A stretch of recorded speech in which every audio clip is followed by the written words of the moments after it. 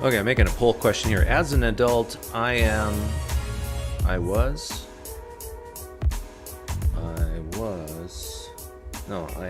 / was always a theist, never a theist, used to be a theist.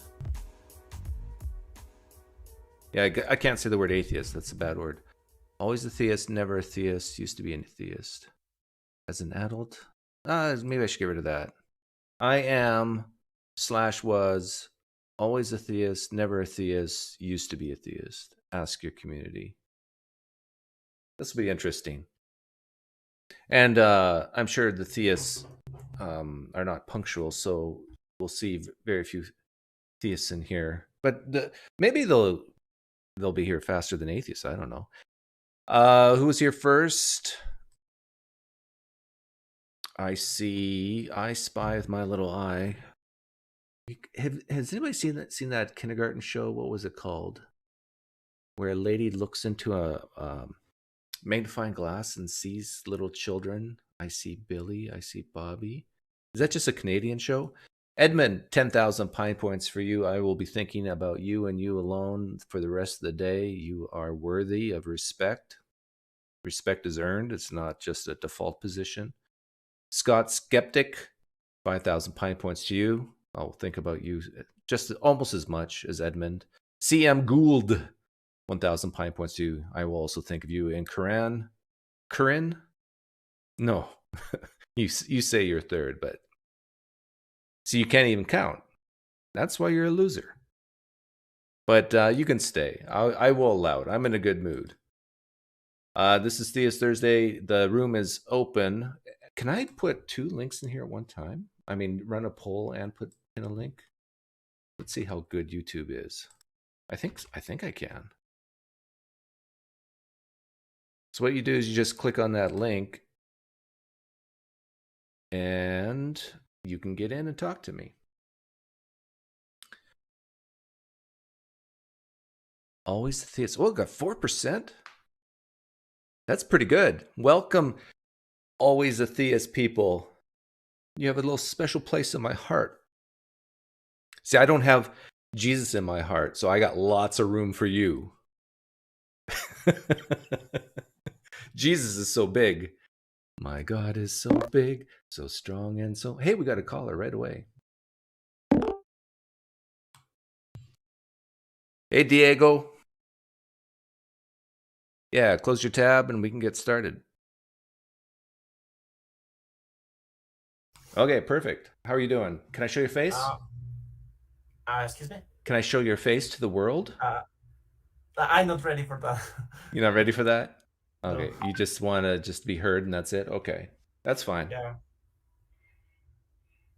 Are you a theist? I haven't really some doubts, but I still believe there's a God, because the world doesn't come from nothing, right? Okay, so you call yourself a theist, but you have doubts, and Yeah, I actually, I want to be honest with you. I just come because I used to be a Christian, hard committed for 22 years, but I actually find your content helpful, and I really think that there's not much sense on the Christian religion justice is explained. There's something that I don't understand. It has no sense.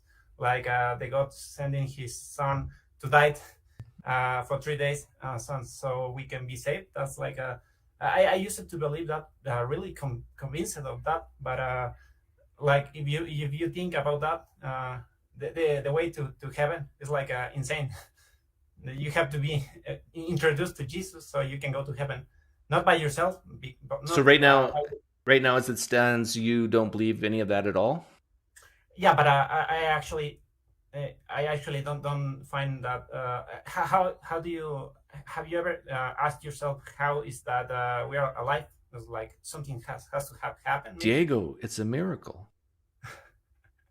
Yeah, I understand, but of course it's a miracle. But it's not. Maybe it's not a miracle of the Yahweh God of the Bible.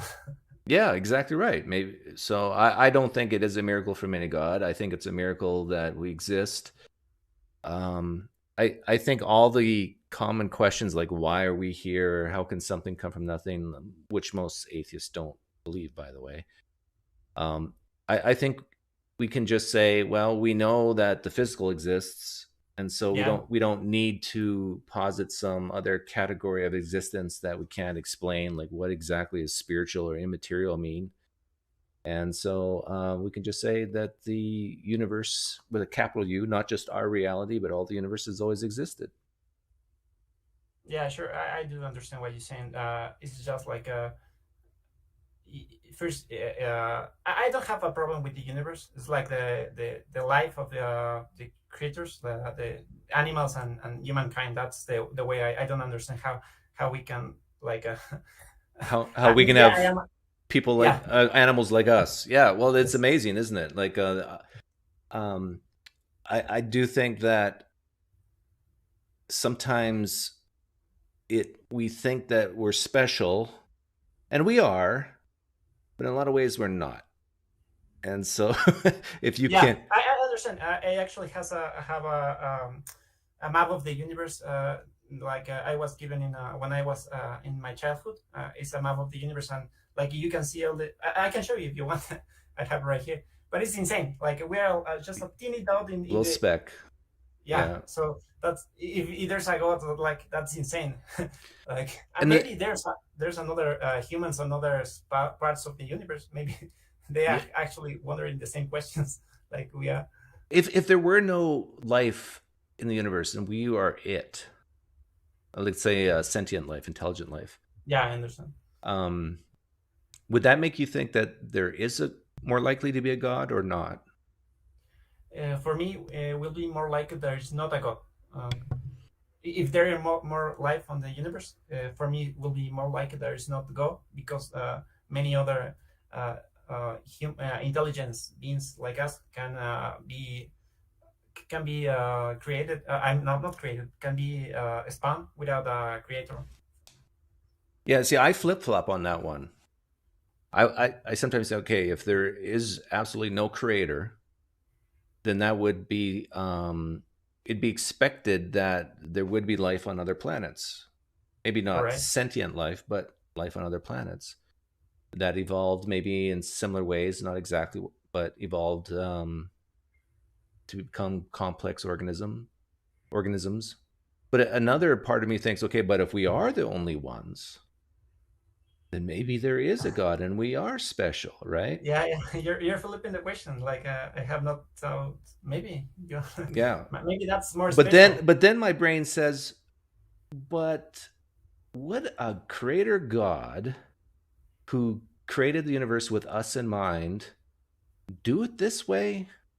Billions of years old and hundreds of millions of years of a painful evolution. Uh, it's really, it does. Why not just create humans and that's it? And this is Yeah. why young Earth creationists are, they're so adamant. Like, yeah, Doug, Yes. preach. You're telling the truth, and that's why evolution is false, and that's why their universe is only 6,000 years old or whatever. Yeah, I understand. I actually want to say thank you for your content. I think it's really hard for a Christian that is committed to pop off of the bubble of the Christian of the religion. It's really hard. I actually have listened like 4 years ago, but I was so indoctrinated that when I speak with an atheist, I relate to like a Satanist. It's like in my mind after Like a before now. Satanist? Yeah, it's like we were taught that atheist is the same as Satanist. Like I know it's insane, Who taught and you that? most Christians on my country think that. What I country are you really from? I'm from Ecuador, Ecuador. Latin America. Okay. Yeah, so I think the religion here is really institutionalized. So like it's insane.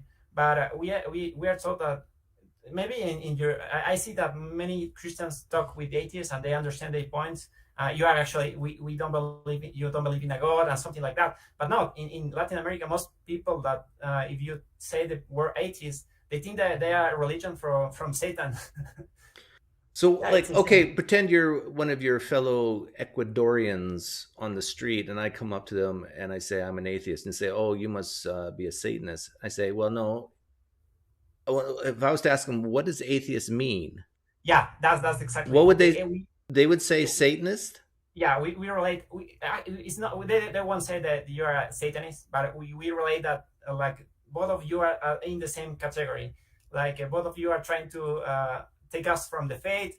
Both of you are working for Satan. Oh, Both of okay. you are, yeah. So That's it's not so much they understand that atheist means belief in no gods, and yeah, that's Satan right. is the god of the world. Yeah, So that's they're right. not saying that we believe in the god of the world. They No, just no, say no. we act like Yeah, we're you're bad people. actually a worker for Satan, Yeah. even if you don't believe in that. Well, the people from Ecuador are right. Satan's right in the corner there. He's my boss. What got you out? What got me out is actually not any of the many atheist channels. It's actually a fun channel that I want to show many of you. It's not non-stamp collector. I don't know if you have ever seen that. The non-stamp collector?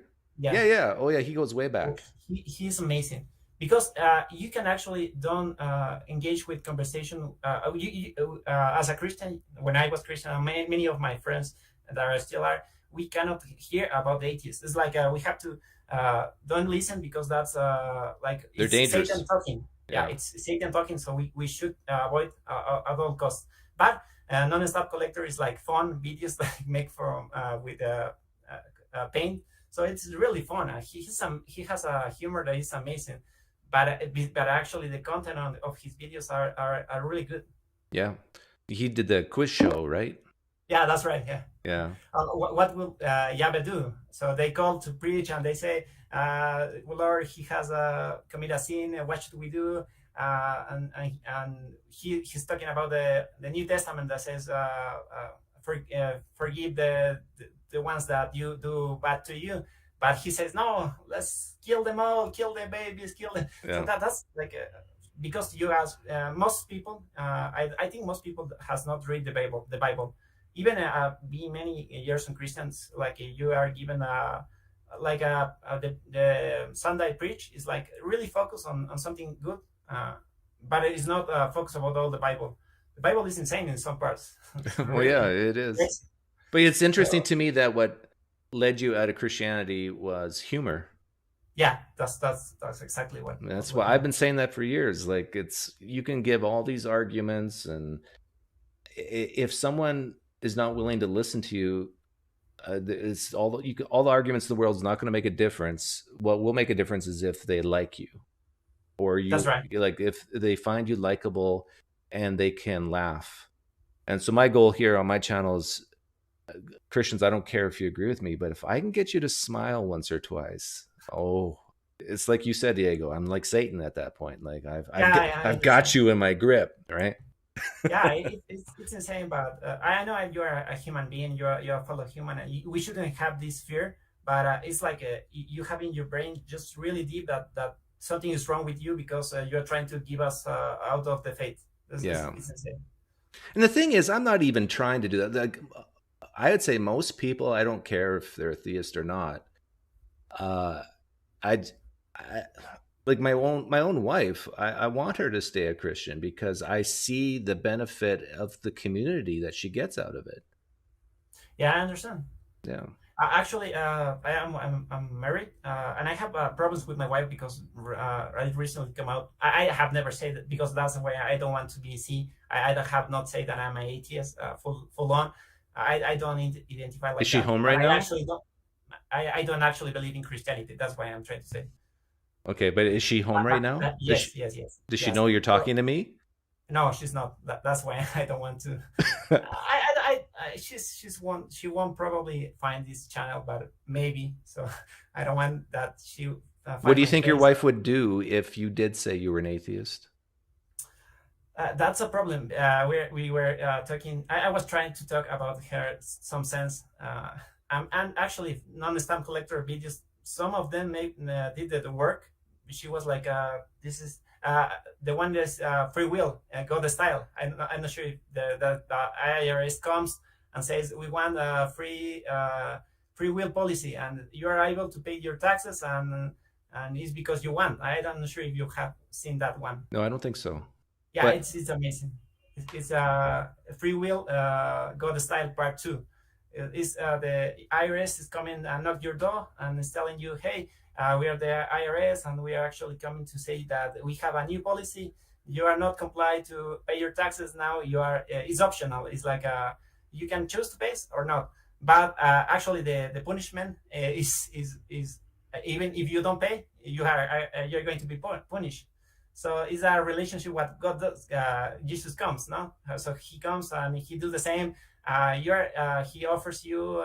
He has no conditions, unconditional love, and you can accept him. But if you don't, then hey, you go to Diego, hell. I want to talk about your marriage a little bit, and if you don't want to, that's fine. But how long have you been married? For 5 years. 5 years. 5 years. Do you have kids? No, we don't have. Okay. Do you think your wife would leave you if she thought you were an atheist? Yeah, sadly yes. Whoa. We have talked about this, and she told me that this is her position on faith, that there has to be something more than the love of me and her. So what she means There has to be a is that, spiritual union, she would say. no, right? more than that is because the Bible says that one man for one woman, and there's no. I know it's in Spanish, but it's when Jesus comes and and talk about the divorce. He says that because your heart is hardened, Moses give you the divorce, but it shouldn't be that way. So it's a God. So it's a mandate from God to be to not divorce. That's why I'm. Oh yeah, that's true. Yeah. So she wouldn't divorce you then? Yeah, because we are Christians, and because we are well, because she is. Yeah, because and you're sanctified because of her. So if Christianity is true, you and I are still going to heaven.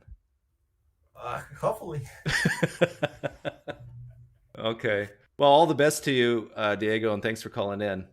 Thank you so much for your time. Have a great day, and I hope you check the God-free will part 2 style. It's okay. Amazing. Take care. Have a great day. Bye. Bye. Yeah, I hope things work out. Hey, Thomas Payne. Your name, yeah, I've talked to you before, right? Yeah. But you're not a theist. No. Then what are you doing here? Well, I thought it would be a good opportunity. I really would like to say something about what happened to Dr. Price. But if you don't want to talk about that subject, I get it. Well, there's nobody waiting right now, so why not? Okay, what do you want to say about Dr. Price? Well, first, I watched the whole thing, and I come from a community that has conservative views. When you say you watched the whole thing, what do you mean? My interview with him? I watched your conversation and the claims Derek made about him. Okay. And I just don't think he said anything that was bigotry related at all. I don't agree with a lot of his political views. Can you adjust your mic? That doesn't mean he's sitting. Your sound is not the best. It's not. I can hear you, but it's just make some adjustments. Well, all I have is these things, so I don't know. 1 second. I'll turn it off. Okay, so you're saying that, in your opinion, Dr. Price is not a bigot or racist or any of those things? Yeah, because every time I ask someone, what did you say that was bigoted? Your audio's really good. Good now. Thank you. They never give me an answer. They just assume that I'm a bigot because I said, name something. And they assume that if I can't see it, then I must be a bigot as well, which I find to be absurd. Yeah, well, I have a friend. The thing that there's a little bit of delay between us, but I have a friend I play poker with, and he says that Dr. Price is definitely a racist, bigot, and all those things because because he said the word thug, and then he said used the word savage, and he said it's just a joke. And he thought, in his experience, whenever people use terminology like that and just say it's a joke, that's a sign they're definitely a racist. Well, a lot of people joke about various things, and jokes are often on the edge of making people feel a little uncomfortable. It's just like when you were a kid and you thought someone was stupid and you called someone a retard, didn't mean you hated mentally challenged people. That was just the language. And when you think of a thug, you think of gangster rap. You think of people that dress a certain way, that like guns and drugs, or criminals of some kind. I really think that is really stretching it to try to find anything that was bigotry, especially with his explanation. He's like, no, he has friends of all types. Yeah, see, I think Dr. Price is just severely partisan. Yeah, so do I. So I think if you were to give a hypothetical question to him where everybody at the Capitol that day was black and all the rioters at a BLM movement were white, it wouldn't make a difference to him. He would still give the same answer. He would say, shoot all the white people and keep all the black people alive, because I'm a Republican, I lean right. And I really do think he would answer that way. And if I do too. Yeah, and if someone thinks I'm wrong about that, then they might have a case. But if I am right about that, then he's just very partisan, very political. Mm-hmm.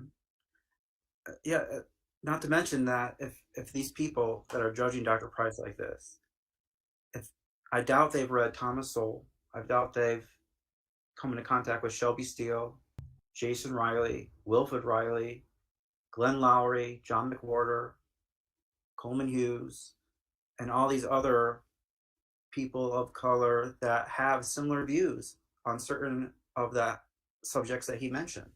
Not all of it, obviously, because no one's 100% green on anything, really. Yeah. And people need to remember that Dr. Price is 67 years old. Like, he remembers vividly the Cold War and and hiding under desks and that sort of thing. And I'm 51 and I don't remember any of that. That was in the 60s. And so he has a fear of communism, of Marxism. He has a fear of all those things. And he doesn't want society to crumble. And he views that if society goes that way, it will crumble. Yeah, and if you actually do some research and you listen to people that wrote articles that are immigrants to America or Western world, that came from places like Cuba, Venezuela, Soviet Union, all that other stuff, they will tell you that there is a lot of similarities what's going on in America right now between communism and Maoism and all this other stuff. Maybe they're exaggerating, maybe they're connecting too many dots, but they would also agree with some of the things Dr. Price said. But what made me the most angry was the hypocrisy, because I listen to Myth Vision a lot and I like Derek and I think he has a generally kind heart, maybe too kind. But a lot of the people he interviews, the scholars he interviews, they give their liberal politics, like Dr. Francesca Sapakoulou. I was reading her new book and she promoted BLM and she praised BLM for what they had to do. And I don't agree with BLM, and I looked at their website and I listened to commentary. So am I offended by what she said? No. Do I have absolute disagreement about what she said? Yeah. But will I listen to her on Bible knowledge? Yes. So the hypocrisy really annoyed me. And I was in STEM. I have a graduate degree and a STEM degree. And there's in academia. There's your problem. You're in STEM. All us STEM people think alike. Yeah. Oh. Well, yeah. It's because it's more starting to not be that way. I do think this is a fundamental difference between, like, with politics. It's not so much about facts and evidence. It's about ideals and values, and I think that's what separates a lot of people. Like,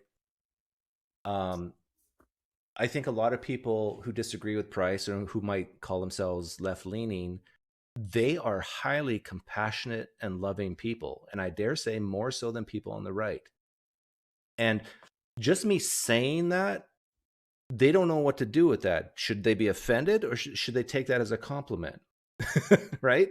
And I mean it as a compliment, but it shows how people are different. Some people value compassion over, let's say, a little bit more than, let's say, justice.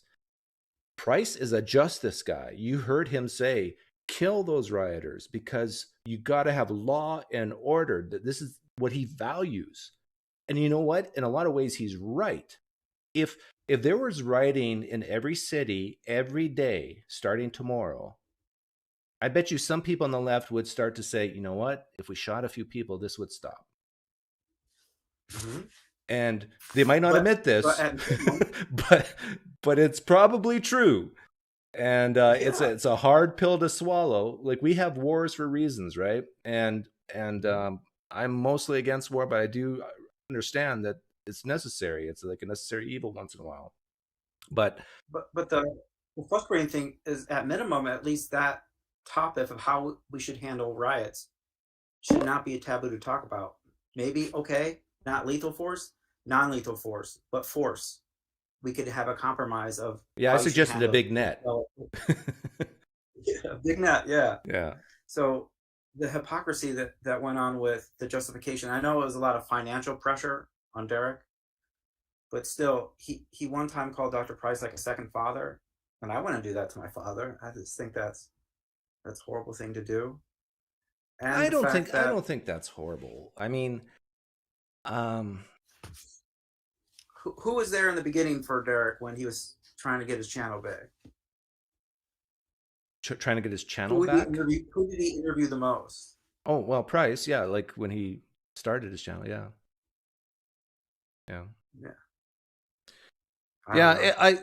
This was my biggest concern.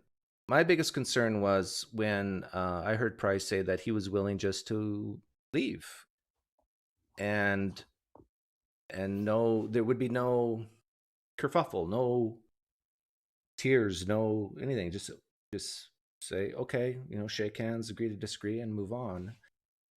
And I hope that what Derek did was not because of pressure from other people to just succumb to their will. And I mean, like, I understand that he makes a living off this, but from my understanding, he might lose a minority of scholars. It seems like still the majority would. I could be wrong about this, but I still think the majority would still come on a show. I don't know. I just don't get it, because I understand how some people, they get so fearful that if I am associated with a bigot and a racist, then people are going to think bad thoughts of me. And I just don't get that. Like, think bad thoughts of me if you want. And this is why I promote getting stronger instead of asking the world to become weaker or nicer. Yeah. The thicker skin principle is a good principle. Like, if you told me right now that I hate all black people and I think they're inferior to me, I'd still talk to you. Well, thank you. I don't think that, for the record. PineCreek. Oh, hang on a second. I got a comment I got to read here. Okay. I bet PineCreek's wife does not think of herself as black. Doug Dean, no, my wife does think of herself as black, but she's not African American, if that's what you're getting at. But anyhow, I got another call. One person who wants to come in here. Why don't you wrap up, and I'll give you the last word. Okay, what the final word, I suppose, is that if you're an academic scholar and you like Joshua Bowen and Derek, and you want to seek truth and discussion, then what you did was absolutely wrong, because you didn't value truth and discussion on a very particular topic. You made a choice on other areas, and that is academically dishonest and not principled to the seeking of truth. There. Okay, there's your piece. Well, take care, Thomas. Thanks, man. Take it easy. Yeah. I want to put up the poll results. I haven't looked at them in a while. I'll keep this up for a while, a little longer. We got 6% theist, always a theist. 6% of 283. What is that? 16 people? Never a theist, 25%. And the vast majority of you used to be a theist, and my guess is Christian. Maybe there's a few ex-Muslims in here. Okay, perfect, Dawa. You haven't been here in a while. I'll let you in. But we're not going to discuss things we've already discussed, okay? Hello? Hi, I can hear you. Yeah, good. Hi. PineCreek, I was going to tell you that unfortunately I've been blocked by all extremist Muslims. I don't care. And it's terrible when even atheists, somehow censor me. Hey, perfect. That's Dawa, not nice. I don't want to hear you complaining to me. You don't come on here and complain about who's blocked you, okay? No, I'm just saying that it's not so nice that even you and some others, they censor me just because, I don't know, I've been talking to you before. When I see something... I've talked to you at length many times. Yeah, but and there's nothing new for you to tell me. So why? Yeah, but last time somebody was telling you that Prophet Muhammad split the moon, I was going to correct him and say that no, such a thing didn't happen, and you didn't want to hear it. So I mean, I told him that. Sorry? I told him that, so I didn't need you. Yeah, but yeah, you have to, because people think that Islam or Muslims all believe in such a, how to say, trash or wrong information. I think even the stupid Muslims understand that not all Muslims believe that, right? Yeah, but like, for example, killing apostates, when they say that, yes, apostates should be killed, then somebody has to correct them. You cannot correct them because they don't believe in you. They don't believe in you either, because they think you're a false Muslim. You're just as bad as me in their eyes.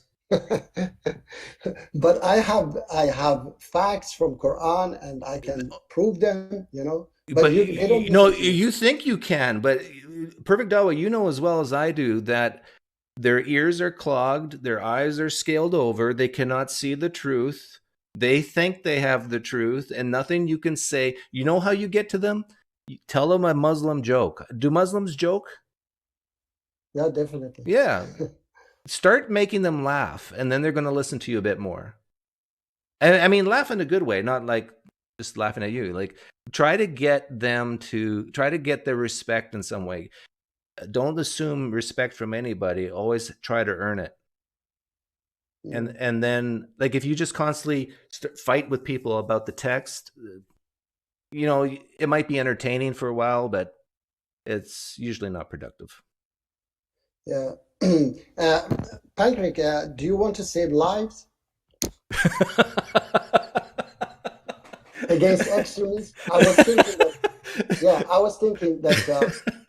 See, that made me laugh. That was good. Yeah. I was thinking that maybe at least you could support me in some way. That arrange a debate with like EF. You want me to support you? Here's my wallet. No. You just take out what's fair. No, not such a support, PineCreek. I don't need that. Try to arrange a debate with this EF Dawa or somebody like them, so that I can prove them that they, That's not what I do on my channel. My channel is like I have a real job. Mm-hmm. This is just for fun. This is an excuse not to do real work, mm-hmm. And so. I hate scheduling things. So I'm not going to do this. I don't even schedule my own streams, let alone streams for other people. So no. All right. Then I ask those who hear me that they can call EF Dawa and ask them why they are afraid of me. That's a good thing. Yeah. Why they block me, why they cannot talk to me. Are they afraid of me? Okay. Those who would like to fight these extremists. those extremists who believe in killing. I think they are afraid of you because you're too good looking. No, they are afraid of my words. No, they're jealous of your looks. Yeah, all right. Thank you. See ya, Perfect Dawa. Take care. All right, thank you. Take care. Bye-bye.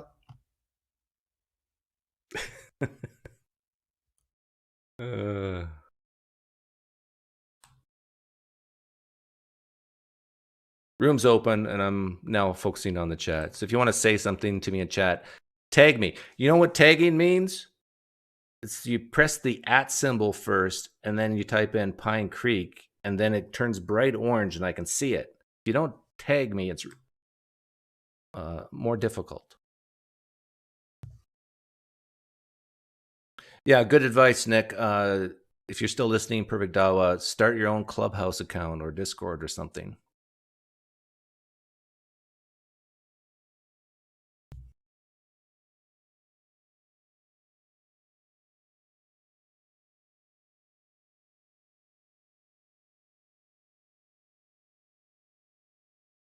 I'm going to make this as simple for your Manitoba Farm Board mind as possible. Either we are made in God's image or worm food. What don't you understand? Yeah, I think we're worm food. I'm a big believer in the circle of life. I love The Lion King, especially the musical. Did you ever dress as a woman after Trump was elected? Tim West? Tim? Don't make me censor you. I lost the bet, okay? Let it go. Tim West, he's going way back. Can you be a theist as a child, then grow up? Yeah, you can. Brian Stevens says, you've mentioned your views. We need to be stronger against words. Do you think we shouldn't fear people like Putin if Putin is just saying things and not actually committing actions? Correct.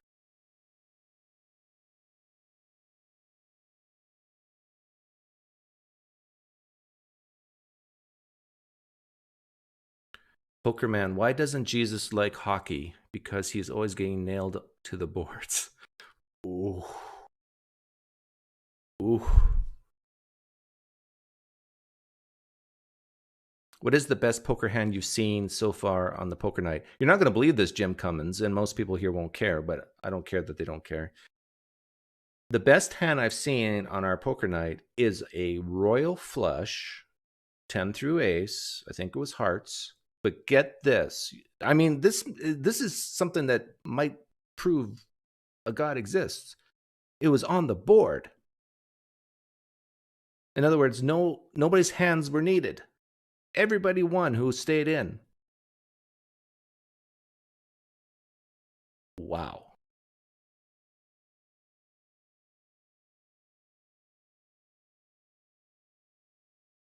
Yeah, Brian Stevens, I'm consistent. Like I there's always exceptions, right, Brian? Always exceptions. But to me, let me put this in a way that I think you'll understand.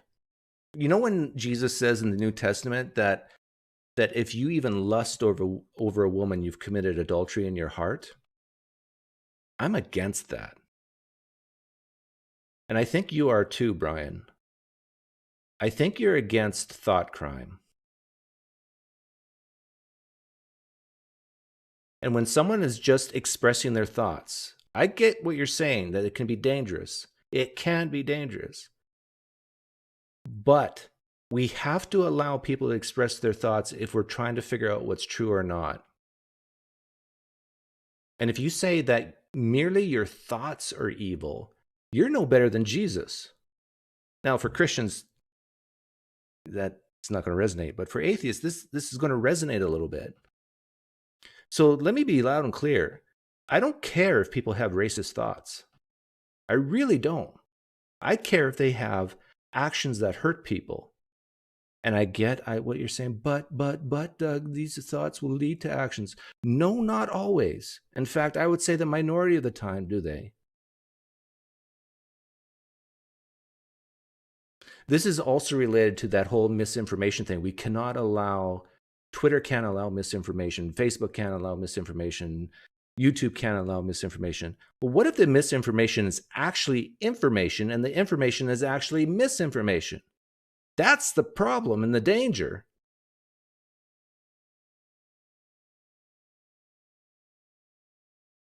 Now, if you knew with 100% certainty, if you could see the future and you know that a certain thought will always lead to a certain harmful action, then I'm on your side. But until we become omniscient and can see with certainty these causal links, like look, even COVID, just because someone has COVID and sneezes and you happen to be in the same room, that doesn't mean you get COVID, right? It's not a guarantee. Even a very highly contagious disease, you don't have that strict causal relationship. And you think thoughts and words is more strict than COVID? No.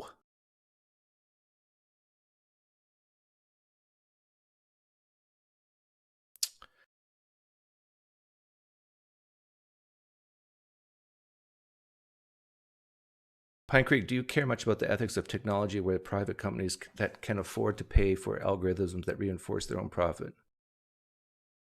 I guess the correct answer, Jim Cummins, is yes. The question is, how much do you care, or should one care? How much can one do? So misinformation should be allowed to spread? Yes. Yes, YouTube punk. You know why? Because misinformation might actually be true. What is the best defense against misinformation is more information so that people can make up their minds. See, and this is not a facts or an evidence thing. This is a values thing. It's a values position that you have to risk negative consequences of misinformation in order to get what's really information. But see, and this is where I think there's a fundamental difference between people who lean left and right. Not to make it too generalized, but the people who lean left are like so compassionate. They don't want to hurt people. I don't want to hurt people. I don't want to hurt people. And misinformation can hurt people, so let's not have the misinformation. Whereas people like me who might lean right say, but what if the misinformation is actually true? And what you try to do by protecting people from this misinformation might lead to even a bigger problem. And there's always going to be exceptions. I'm talking in terms of generalities here. Jay Bundy. Thanks for the donation, guys. Hang on, Jay. I gotta acknowledge these donations here. I'll go for it. Inspired One, thank you for the donation. I am a black male, former Catholic. I am new to your podcast. I love the Bob Price interview. Free speech must be protected. Yes, thank you, Inspired One. And Blake says, yesterday a Christian girl kept on telling me that God doesn't send anyone to hell. People choose hell. What's the best way I can respond to that? Oh, Jay, how would you respond to that? They should join the cult of the Flying Man and learn about the poof. Okay. Now just hear me out, because a lot of Christians, they think, and theists of different stride, they think that we're trying to mock people, but we would never do that in our culture. Okay, just think about this though. You have this one creator guy, right? And he says you either choose, hey, you can worship me forever, you could be tortured or burned forever, right? Okay, but I'm being sincere. My sincere prayer to the Flying Man is the poof. That's it. Check this out. What? Oh, I see what you did. If you notice, when I poofed there was no pain and suffering. There was no rotting away from the inside. I didn't even have time to call my mama. Okay? And I just poofed. And that is my prayer. My prayer is that the Flying Man, because now we know we're atheists, but we know the supernatural is possible because we know of the powerful cumulative case of the Flying Man. And I too want to be blessed and just poof. JJ, you're clearly not a professional. No. Okay, so let me handle this one for Blake, okay? If a Christian girl tells you that God doesn't send anyone to hell, people choose that. This is what you say. you say, who determines who goes into heaven? You ask the question, who determines who goes to heaven? Is it not God? And then she'll say yes. And then you ask a second question. How many, if she's an evangelical Christian, which I'm kind of assuming, how many destinations are there in the afterlife? And she's going to say 2. If she's Catholic, maybe 3. And then you say, okay, if God's the gatekeeper to heaven, and he says no to you in coming into heaven, that means he's sending you to the other option, which is hell. Correct? And she's going to say yes, and then realize what she just said, and then she's going to turn red in the face, and then you're going to give her a big hug and say, hey, do you want to go for a date? Hey, that's the important part. That is it. That's that's the PineCreek theorem right there. Scientifically proven, right? Like, yeah. So, which is true, right? Because even me, people don't understand. I met my one black friend, right? I started doing, this little podcast with my one black friend. No. Jay, he's my one black friend, not yours.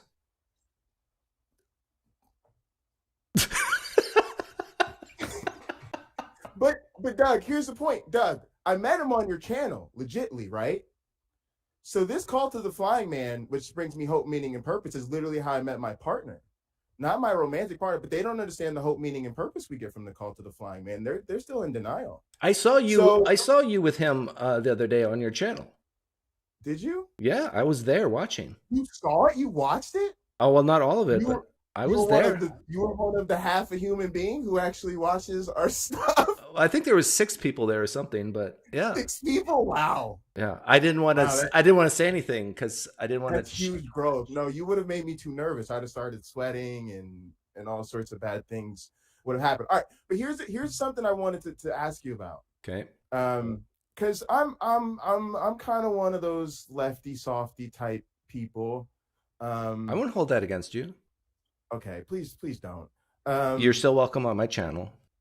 But at the same time, I hope this doesn't give me points against the probability of poofing. But I grew up, all right, so I'm speaking to my experience. I grew up the only black kid in an all-white school, right? And the only thing scarier to me than being surrounded by a bunch of like crazy racist people, right, is being surrounded by a bunch of crazy racist people and I don't know who's who. And so I know where you're going with this. I think I like it. One of the things that's crazy about this time is that we live in this unprecedented time of people just feeling entitled to just spit whatever kind of vitriol they want. And it's really like upsetting people. But at the same time, I'm like, you know who the they opposite is so much worse. Yes. Because and not only that, but we can talk to them. Yes. And we could work with something. Amen. And I even have like, all right, so I'm always trying to say atheists need to go back to church. Yeah. But I have a friend, and it's a funny story. I'm going to say he works for a certain organization that helps you with accountability for what you do with your devices. It's an organization that helps you find an accountability partner to establish a certain promise for what you will. You talking about porn? Visually. Yes, we're talking about porn, Doug. Okay. You can say porn on my channel. Yeah, that's fine. We're talking about an organization that helps you not watch porn with the help of another person, right? A Christian organization? Yes. It's a very well-known one. But here's where Focus on the family? Covenant Eyes. All right, so Covenant Eyes. I recognize that I do actually think some people have problem. I've heard examples that have nothing to do with faith or a person's worldview or anything else, that it just sounds like a person has an out of control porn habit. Okay. Are you talking about this for a friend? Yeah, you'll see where I'm going. I have a friend who works for them. He like works for Covenant Eyes, okay. Oh, but you're not talking on behalf of a friend who has this problem. No. Okay. Me personally, me and all my friends happen to love porn. You know what I'm saying? We're big fans. Supporters in the industry around here. Okay. So here's what's interesting.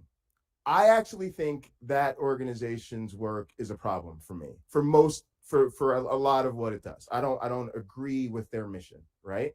Okay. But the point of the story is that doesn't matter in my relationship with my friend. I am so happy for him to work there because I know what that job means to him. I know what his values are and what matters to him. I know what working somewhere that he really believes in the mission means for his life, and what being surrounded by other true believers and really working for a cause, and he feels like it's such an amazing opportunity.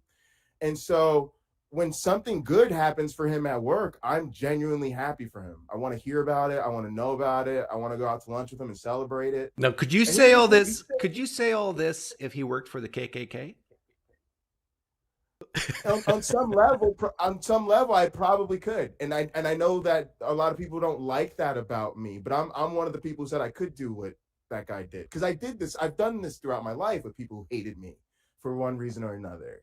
It's just part of my story, and I like him, like Daryl Davis.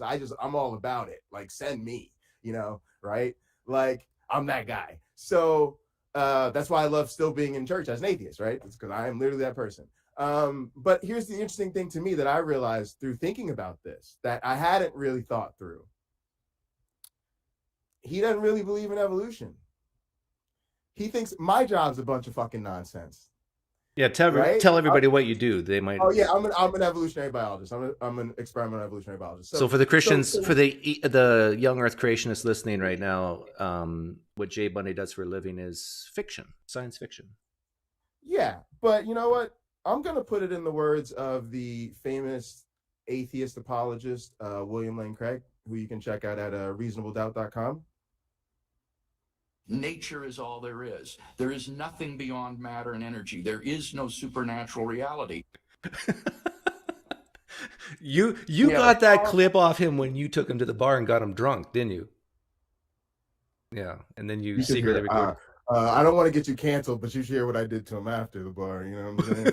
All right. I really tested his faith. If he wasn't put it that way. And you guys think Robert Price was bad.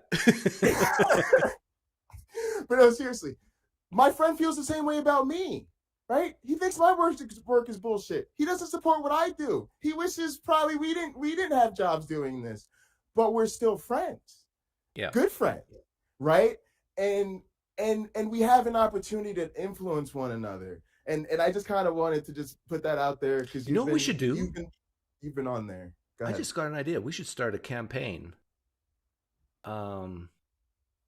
Make a racist a friend day or something like that. Hug a racist today, something like that. Well, interesting. I took a class in, I guess it was like ethics when I was in college, I think. And one of the real points that the professor drove home was that a tolerant world means not just tolerating different races, but tolerating racists. She put it in no uncertain terms, and it was very influential on me. So I do think there's something to that. And like I said, like, man, I get people's genuine fears because thoughts and actions have a relationship to one another. Let's put it that way. But I just want us to be careful how we tread there. And I think people are free to make whatever choices they want. I'm not telling you to consume somebody's content you don't like, right? Just don't. That's your choice. But I am saying we got to be very careful, really, like, not even just canceling or no, like, part of what we take for granted is a person like Robert Price doesn't give a shit what you think. Yeah. And so he will put it out there. But what's more concerning is how many people feel the same way or suspect to the same ideas that are close to you, that don't have near the audacity of a Robert Price. And so you don't even know that they feel that way. You don't even know that they're, maybe suspect to that. So you actually want to create an environment where you're going to kind of make it easy for some of that Let's shine stuff light on it instead of everything happening in dirty basements. Yeah, and reward it. Like, hey, man, we're going to go out. We're going to enjoy this lunch together. We're going to have this coffee. you know, and we're going to lower the temperature in the room. Like, no matter what happens, I love you. And I'm looking forward to our next cup of coffee, irrespective of what's said here. You know, I know that that's tough for people, but I think it's a start.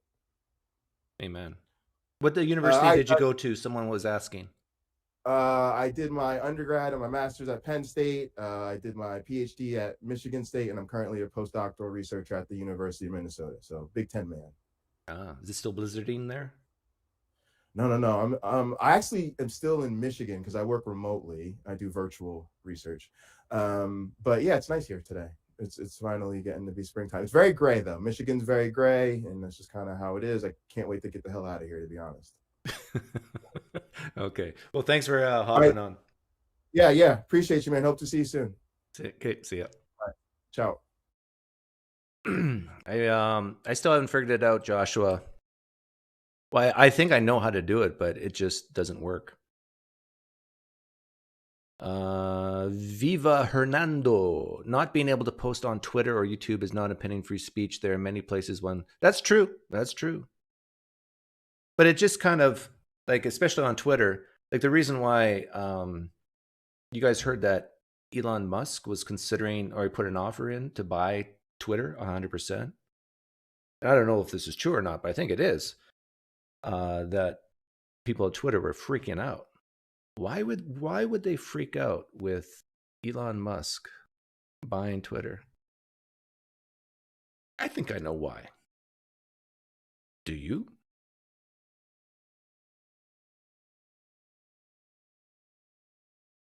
Because Elon Musk is a big free speech guy. So all the things that you don't want to be out there in the ether will be out there in the ether.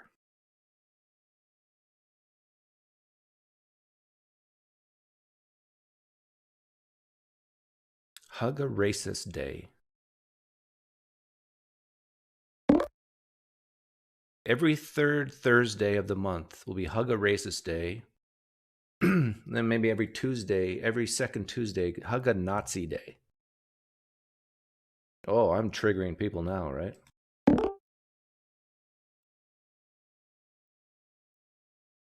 Alonzo. Hey, how you doing, man?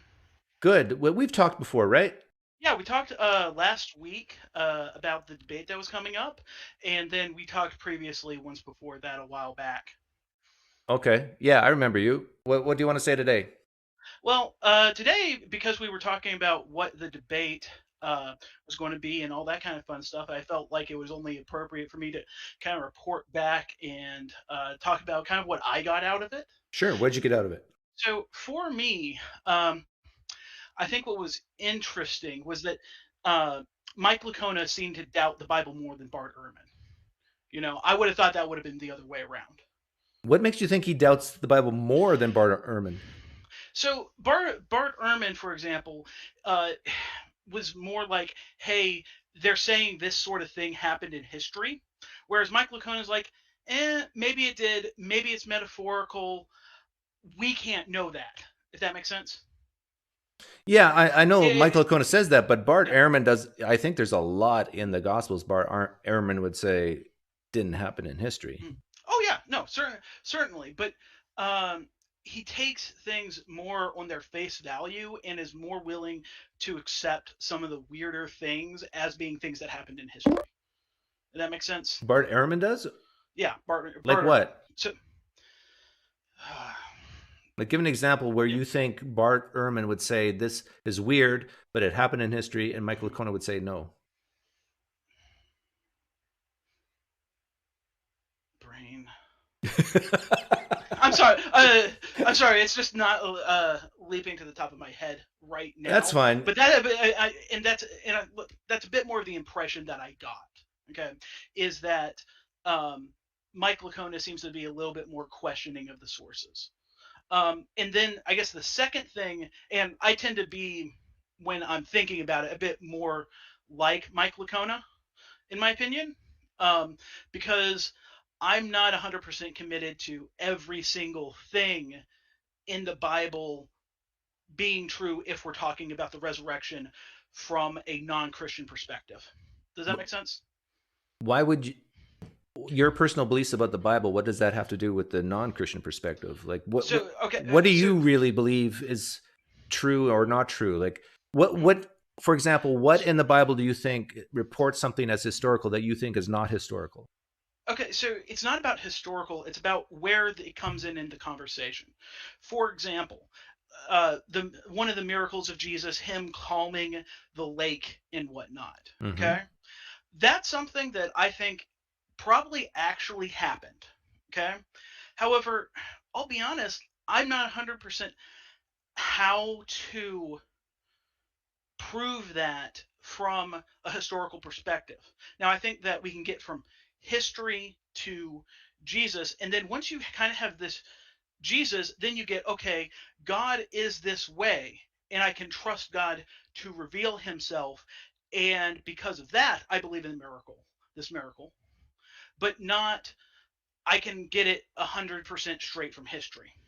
Does that make sense? Yeah, but I think you're going to run yourself into problems because a God could exist, a God can calm the winds, God could be all powerful, and still that verse in the gospel could be false. How would you figure that out? So how I do that is I say, we learn from the Bible that God has certain characteristics like being truthful. Does that make sense? Yeah. And if God is truthful, and this is kind of his word to us, then this whoa. Is See, truthful. Right there. And if this is his word to us, how did you figure that out? Well, like I said, it comes back to Jesus. Okay. If Jesus rose from the dead, then we should probably listen to what he has to say. Okay. How did you figure out that Jesus rose from the dead if what you're basing it on is these texts that you may or may not think is from God? Right. So, and this is part of the second thing I got from it, is where the battle lines are between going kind of, for the lack of a better word, from history to Christianity. If that makes sense? And basically what Bart laid out was that, yes, these people really existed, and they really did believe that Jesus rose bodily from the dead. Does that make sense? Well, historians would say maybe some of them did, but you threw in the word bodily there. Even Habermas, when I interviewed him, he said 75% of 75%, which is 56% of New Testament historians or scholars say that the appearance was bodily. That's only, and you got to keep in mind, most of these are Christian evangelicals. And only 56% say you can use the historical method to use the word bodily here. That's problematic. That they believed in the bodily resurrection? Yeah. That's interesting. I have not heard that. I'll have to go looking around on your channel for. Yeah, no, it's on Canadian Catholic's channel. Okay. He's here. He can attest to that. He said that. Yeah. Okay. So anyway, that's where I kind of saw the lines being drawn. Is these people existed, they believe these things, but we can't, because this is a miracle, we can't basically derive a miracle using the historical method. Okay, so you agree with Bart Ehrman on that point? Yeah. So, I mean, it's just a kind of a definition of what the historical method does, So would you say inference to the best explanation, that type of thing? Yeah, I would say that once you get the historical data, then you stop doing history, because history cannot tell you the piece of information that you want to know, if a resurrection happened or not. The history, yeah, sure. If it cannot tell you that a resurrection happened, it also cannot tell you that a resurrection did not happen. But that makes me throw up in my mouth. You know why? Okay. Why? Because I'm hearing you say that you're kind of right in the middle. Either the resurrection happened or it didn't happen, and we can't prove it one way or another. And so I'm going to be completely agnostic about it. And I think, no. We know, you and I know, that pens fall towards the ground when they're let go. Balls fall to the ground when the laws of physics, we know in our everyday experience, entropy works a certain way and dead people don't come back to life. We know this. So So your default position should be Jesus did not rise from the dead, and then you have to look at the evidence and say, does the evidence overcome that? And I don't think it even comes close. Yeah, and I would disagree with your assessment. But what I'm not talking about that. I'm talking about what history can and cannot show us. Right, and you just said history cannot show us that a miracle of the resurrection took place. Exactly. However, so why do you believe it happened then? Because I believe that we can say, okay, here's the historical data. Now, a history cannot tell us if this resurrection happened or not, because as a tool, it can't do that. Yeah, we were agreed. Okay. But why do you believe that Jesus rose from the dead bodily? Well, because then I use inference to the best explanation. Okay. What is the best explanation for why these people came to believe this? Okay. Now, if you were to take it off Christianity for just a second, there's people all over the world who believe a whole bunch of really weird stuff, right? Yeah. Yeah. Would you have a propensity to say, these people, the best explanation for these people is that it actually happened, whatever the weird claim is, or that they had some type of weird experience and it never did happen, but they just think it did, thought it did. Right. I'm a lot less skeptical towards claims of other religions than a lot of people. Okay, so do you think Jesus appeared to Joseph Smith? I don't think Joseph Smith even claimed that. Yeah, no, he did. He did? Yep. I'm not well versed enough in Mormonism to really say. Okay, let me just tell you, I'm going to make a claim. And I'm going to claim that Jesus appeared to Joseph Smith in the early 1800s. Right.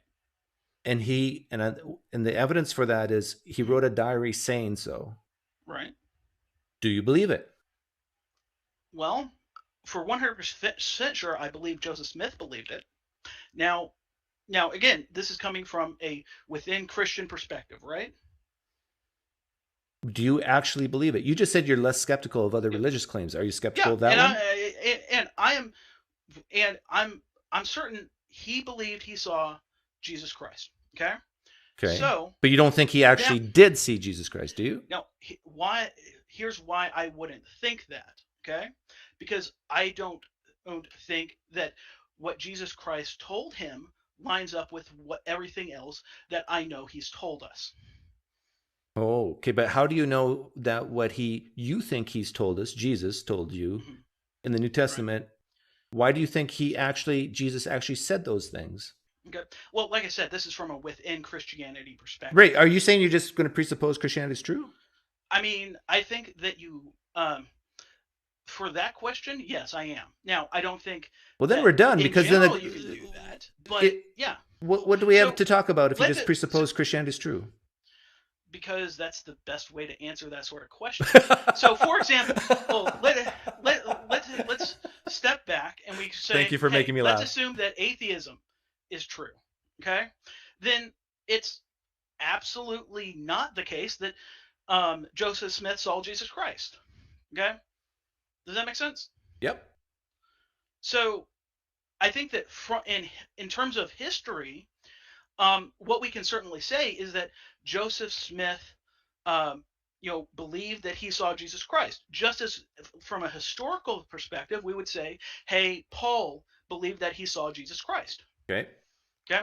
And then we go, okay, what is the best explanation for this?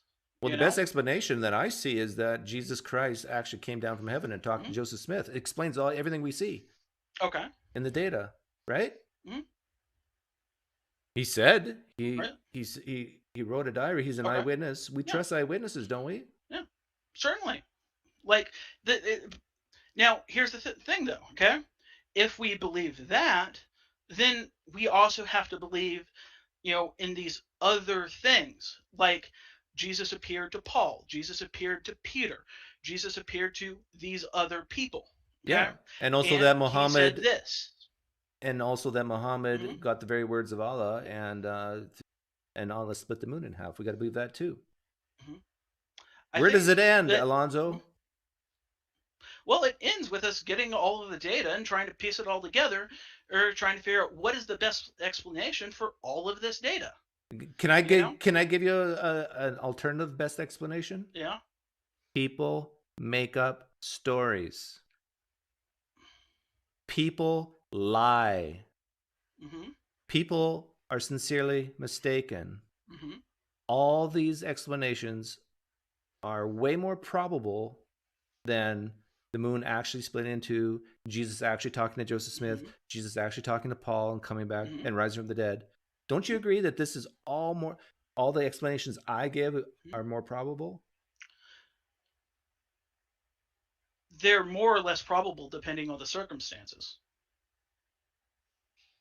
Yeah. You know, so sometimes the best explanation is, hey, this guy is just lying. Sometimes the best explanation is, people were just genuinely mistaken about what they saw, you know? Yep. But when it comes to the claims of Christianity, looking They're special, through it, right? I'm just like going, I just go, you know what? It doesn't seem like they're lying about these things. It doesn't seem like they would be honestly mistaken about these things. If they were honestly mistaken about these things, then this would imply these other things that just really don't seem to be true. It's not the best explanation. Like you're coming from the perspective, I think, that you believe there were 12 disciples, right? Maybe that's not true. You believe that when it says Jesus said such and such in his ministry, you believe that happened. Maybe that didn't happen. Okay. You believe that when it says that Jesus walked on water and multiplied the loaves and fishes, you believe this is a historical narrative. But it might not be. Okay. Now, do we have reasons to think it's not historical narrative? I think that our reasons to think it's not a historical narrative are conditional. Do you remember when Bart Ehrman and Lacona were talking about this very thing? And Bart asked Lacona, you don't think that the dead people came out of the graves and walked around Jerusalem when Jesus died, right? And Lacona said, no. Why not? Yeah. Well, because this is like a apocalyptic literature type idea. And then Bart Ehrman asked him, is there anything else that's like that? He said, well, maybe the temple curtain being torn in two never happened. The darkness for 3 hours never happened. And then Bart Ehrman asked, why? Well, because this was in that same genre of maybe a literary technique. And then, Lacona admitted that these ideas, these techniques and genres were borrowed from Greek culture around them. Right? And then Ehrman said this. Well, then you have to give up all the miracle stories, because those miracle stories, you can find a lot of them, at least, in other cultures, and some even out of the Old Testament. So now let me ask you this. If that's true, that you can find similar miracle stories that authors could have repackaged or repurposed, was the word Lacona used, then what's more likely? That they actually happened in history, or an author took other texts and ideas, motifs, changed them a little bit to create a narrative about Jesus? So, welcome to atheism, Alonzo. Here's the thing, though, warm. Is my argument predicated on any miracle claims other than the resurrection? No, it's not. I can throw them out. Okay. Are you sure about that? Yeah. Because didn't Jesus predict his death and resurrection? Okay. Which is seeing the future with certainty. That's a miracle. Right. I don't rely on that to prove the resurrection. No. I'm saying they're all linked together, and even Christians would agree with this, because if Jesus is not divine, a lot of Christians would say that the resurrection was meaningless. Didn't Jesus have to show and prove his divinity through things like telling the wind to be still, walking on water? Aren't the words of Jesus in John, I am the Lamb, important to the resurrection? It is important to the resurrection. In my opinion, not really. No, because here's the thing: is that let's say that Jesus did no miracles, okay? Could he still then have been resurrected? Yeah, sure. The best explanation and for why these people came to believe that he was resurrected was he was actually resurrected. I agree with you, but the problem is that if you take away the stories in the Gospels, the meaning of the resurrection goes away with them. For example, if Jesus is not perfect, if he's not God incarnate, then that perfect blood sacrifice is meaningless because he's not perfect, right? Okay. So here's the thing, though. If you get stuck. the resurrection, okay, then the probability of all of these other miracles and things becomes a lot higher, does it not?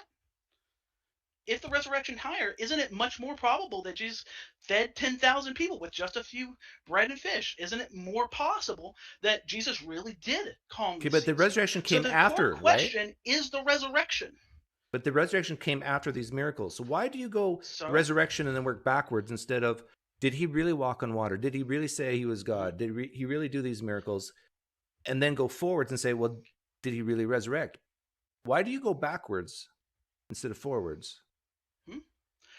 Because if Jesus didn't resurrect, okay, if Jesus did not rise, then that he did miracles is kind of you know? Why are you going, you know what you're saying? You're saying Moses, Elijah, Elisha, Are you discounting all those miracles in the Old Testament now? I don't think I need them to prove that Jesus rose from the dead, or more precisely, to infer to the best explanation that Jesus rose from the dead. Why is the resurrection so important to you? Because it is the single point on which the Christian faith rises and falls. Right. Why is the Christian faith so important to you? I'm going meta here for a second because we've been talking a while, so I'm going meta here. Why is Christianity important to you? So for me, I have had spiritual experiences in my life. Okay. And this is going to sound kind of redundant, but there is a correct explanation for my spiritual experiences. Does that make sense? It might be atheism, that it's all in my head or whatnot. It might be Hinduism, that there's this reincarnation and karma thing that's happening. It might be Christianity, that Jesus rose from the dead, so on and so forth. Okay. And so Christianity is important to you because it helps you explain your personal experiences. Yeah. And once I eliminated atheism, because I don't really feel like it's explained all of my spiritual experiences as well as a lie. I'm not saying that it can't some point in the future explain them the best way, but right now I'm just like, okay, atheism is not likely to be true. Okay. And then I go, okay, I'm not the only person experiencing spiritual things. So what are the other things? And that's where I come to Christianity, going, okay, out of all the religions, Christianity has this best claim to being reliably historical. Okay. And the most of the world disagrees with you, but that's fine. You could be right. Most of the world disagrees with atheism. I'm not sure what your point is. My point is that I'm just saying I disagree that you have anything close to historical evidence. Well, we've got historical evidence. We have people in history who came to believe in the bodily resurrection. So what? We got people who believe that so many different things. People believe stuff that are not true. Mm-hmm. So what?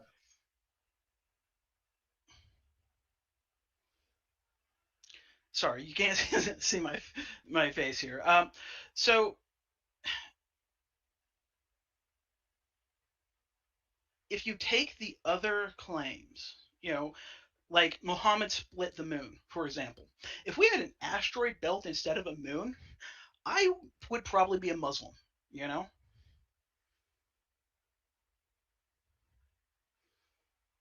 You're saying that if the moon was still split, you would become a Muslim? Yeah, so for example, okay, if what happened in history is we have Muhammad. Okay, he's riding along doing things, and he says he had this experience here of the moon shattering apart, and then the rest of history is kind of like, yeah, everything was going along fine. Then the moon shattered apart. I'd be like, you know what? But how would you know the moon is shattered apart? By looking up into the sky? This yes. is counterfactual. Yes.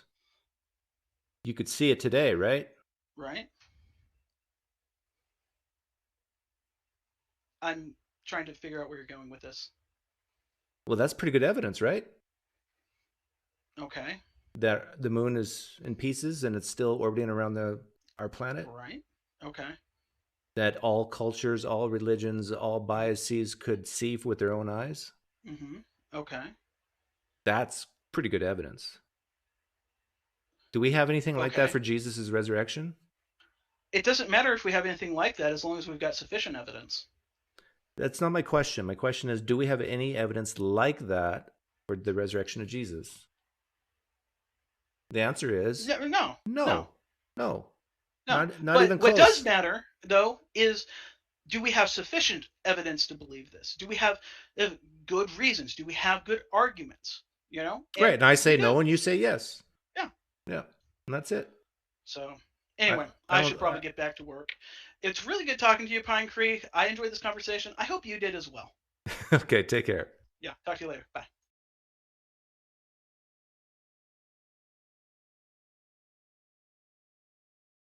Yeah, at some point, I didn't mind that conversation, but at some point, it's just useless, right?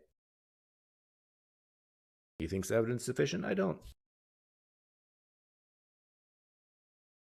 And I think the last time I talked to him, I even went into Flying Man, and it all boils down for him, these personal experiences and how to make sense of them.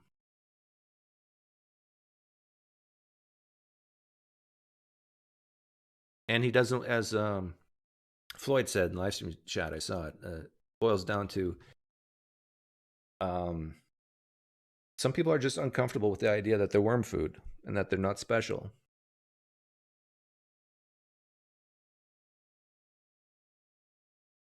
Which is actually tied into the politics we were talking about earlier.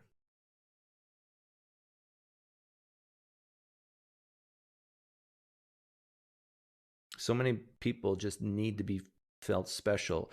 Love me, love me. Don't say anything against me.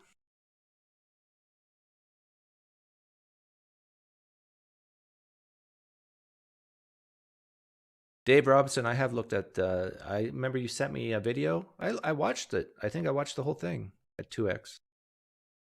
No, we don't play Omaha. We just play Texas Hold'em tournament, then cash game. Hey, it's jumped up. Look at this. Look at this, folks.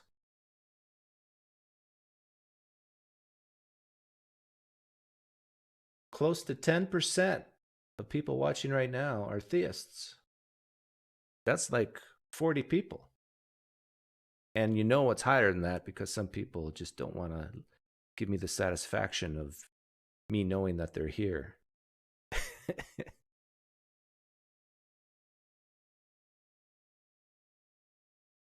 PineCreek is being insensitive again. Go for it. What do you think about Islam? Islam is false. Just like Christianity is false. Judaism is false. Hinduism is false.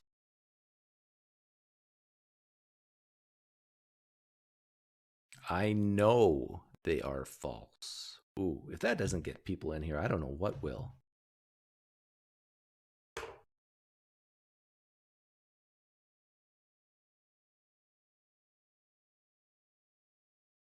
A horse would be fun, but most people don't know all the games. I don't even know if I know all of them.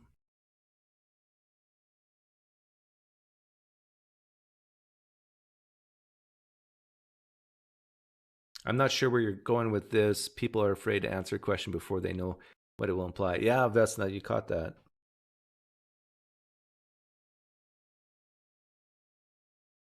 How dare you say Islam is false? Yeah, how dare I? What would you consider to be sufficient evidence to say, yes, I now believe Jesus resurrected?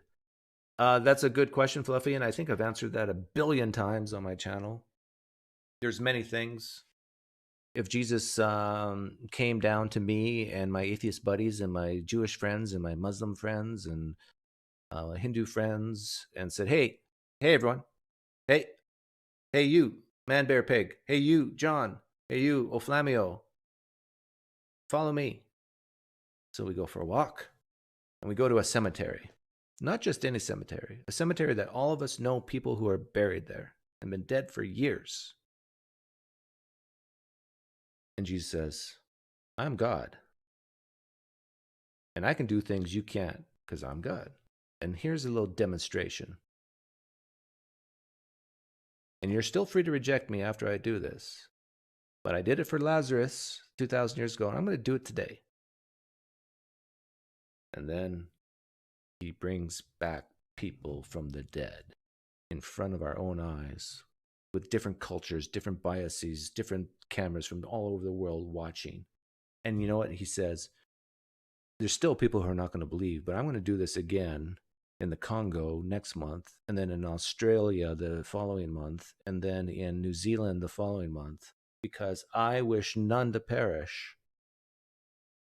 And I'm going to try my best to convince people that I am real and I'm alive and I can do things you guys can't because I'm God, and I will demonstrate it. Demonstrate it.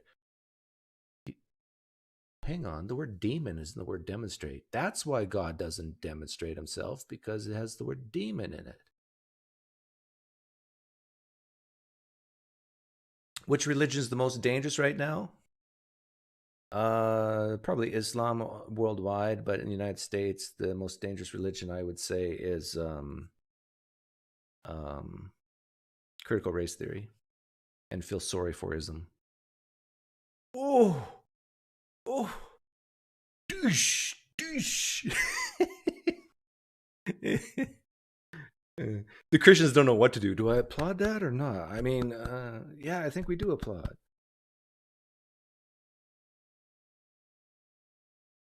I truly do believe that many people who were former Christians, when they leave Christianity, they need to fill that hole in their heart, that's empty space, because Jesus used to live there, and now he doesn't live there anymore.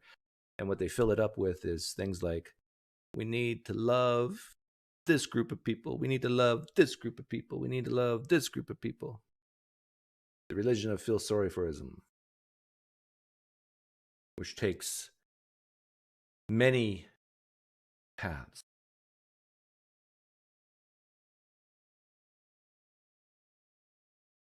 And you're free to hate me. I can take it. And you're free to come on and disagree with me. Do your political views take into account the inherent unfairness of life? I wouldn't say it's political view. I'd say that's a worldview. I think life is unfair, and it always will be. The fact that wealth is determined to some extent by which family you were born into or intelligence. Yeah, that's totally unfair, right? But I don't believe that's based on race. I believe it is based on culture, luck, some cases. Like, I got people really upset at me on Twitter for saying, maybe we should thank parents who actually wait until they got 50,000 in the bank before they have kids, and say, well done. Well done. You're giving your child options now. Well, good for you. Can you imagine if we started praising people for actually treating their kids more important than a house purchase, where you have proof of income and down payment? Oh, well done, parents who think ahead. Good for you. Mustafa, my favorite Muslim, who sang for me the other day. Good for you. He's listening to me. Hey, Mustafa. Well, I am right now, but I'd rather talk about other things. Okay, just a quick point on... Are you the guy who sang for me, or are you a different Mustafa? I'm your biggest fan. I'm the one who always comes on. No, but did you sing for me, or is that a different Mustafa? No. I don't even think that was a Mustafa. But I do remember. Was it the guy who recited for you? Yeah, he sang for me. What was his name? I don't know. I have I no thought it was idea. I think I Mustafa. was there. I was watching when that happened. I don't think that was me though. Well, I'm not. I don't think I know that was in me. I don't think I sang for you. Unless I'm having delusions, but I don't know. Yeah. So I wanted to pick on your point when you said you think Islam is the most dangerous religion. So I wanted to know why. Worldwide. Well, I want to know why. Because it doesn't have the turn the other cheek verse that Christianity does, and it's growing the fastest. And please hear me. I'm not saying all Muslims are bad. No. I know. Listen, I don't mind these. Yeah, of course. Yeah. But I do think there are sects with a CTS within Islam that are very dangerous, like the Wahhabis. Yeah, like ISIS and. Yeah. I see. Here's my issue with that. I think a lot of the backlash we're seeing in the Muslim world, a lot of it is to do with colonialism. So a lot of these organizations, like the terrorist organizations like ISIS and Al Qaeda, which, by the way, I think there's a gradient, right? I don't think you can brand every group with the same brush, right? For example, I think ISIS is a terrorist organization, but I don't think Hamas is, because Hamas is the democratically elected government of Palestine, which is resisting white settler colonialism. So I think this label of terrorism, which is applied to all these groups, is a very hard concept to define. And a lot of the time, a lot of Europeans define it in the sense where it's like, I disagree with you. Well, we can even get rid of labels and just say certain actions we can agree that we don't like, right? But the same actions that ISIS, which I agree, by the way, I think ISIS and Al Qaeda, we're not around anymore, are terrorist organizations. But that's no different than when Europe or the West or NATO, whatever you like to call it, will go into the Middle East and justify authoritarian regimes like Saddam or the Saudi regime. But at the same time, yeah, I agree with you. Yeah, so I'm saying, how do you see this? I'm saying like that's bad too, but anyhow, go ahead. No, I'm saying these regimes, these terrorist organizations, by the way, I'm using the word very loosely, with certain groups, these are political organizations, they're not religious organizations. If you read their manifestos, they talk about how colonialism and all the wars of independence against the colonial regimes in the 70s and 60s is the reason why they're doing what they're doing. They don't quote like scripture or anything. Even ISIS, like ISIS wants a caliphate, or they're not around anymore, thanks to the Islamic Kurdish fighters who fought them off. But they wanted a caliphate because they were sick of like European domination in the region, not because of any scripture. So you're saying it's all political, not religious? 100%. And there's a Robert Bape, who's was a CIA expert on terrorism. He compiled all the terrorist acts. Once again, I'm using the word loosely, from like the past 40 years. And he came to the conclusion that 96% of the attacks are all for political reasons. And Professor Todd Green, who has a book called Should We Ask Muslims to Condemn Terrorism, says the same thing. They're all done for political reasons, and more than 50% don't organizations like ISIS think that God's on their side? Yeah, but of course they do, but and that they can't defeat the evil, that they can't defeat the evil colonialists unless God helps them. True, but the reason why they do it is for political reasons, not for religious reasons. And most terrorist organizations, like the Tamil Tigers, are secular anyway. Over 50% of terrorist organizations are secular. Wait a minute. See, but don't they believe that they're doing God's will? But that's not what makes someone a terrorist organization, right? This is why I said we need to define when you say in the cause, like what motivates them, I would think that if you're a member of ISIS, what would motivate them is to do the will of Allah. No, they believe they're doing the right thing, right? Yeah. But the reason why they're doing it is they give colonial justification. For example, a lot of them cite Palestine. They say Palestine has been under occupation for over 90 years. Right, I understand that. I understand, but I'm saying there's a deeper issue. Like, wouldn't they say, yeah, the evil Europeans, they did this, so we can do it back. But they would only say this if they thought that Allah wanted them to do it. Okay, fine. I can grant that. But the reason, the principle, the reactionary response is political. It's not religious with all of them. And in a way, they're not wrong. If you look at Palestine, Iraq, Afghanistan, they're not really wrong about those issues. I mean, what they do is wrong, because most of the time, they brutally oppress the populations themselves. But they're not wrong on the issue of colonization, which... Why is colonization bad? Why is it bad? Yeah. That's a great question. Why is colonization bad? Yeah. I think it's bad to. I like to ask. subjugate I ask. people. I love to ask simple questions that most people No, just take for granted. It's a very good question. I know it. It's a very good question. I would say it's bad, and I haven't spent deep reflection on why this is bad.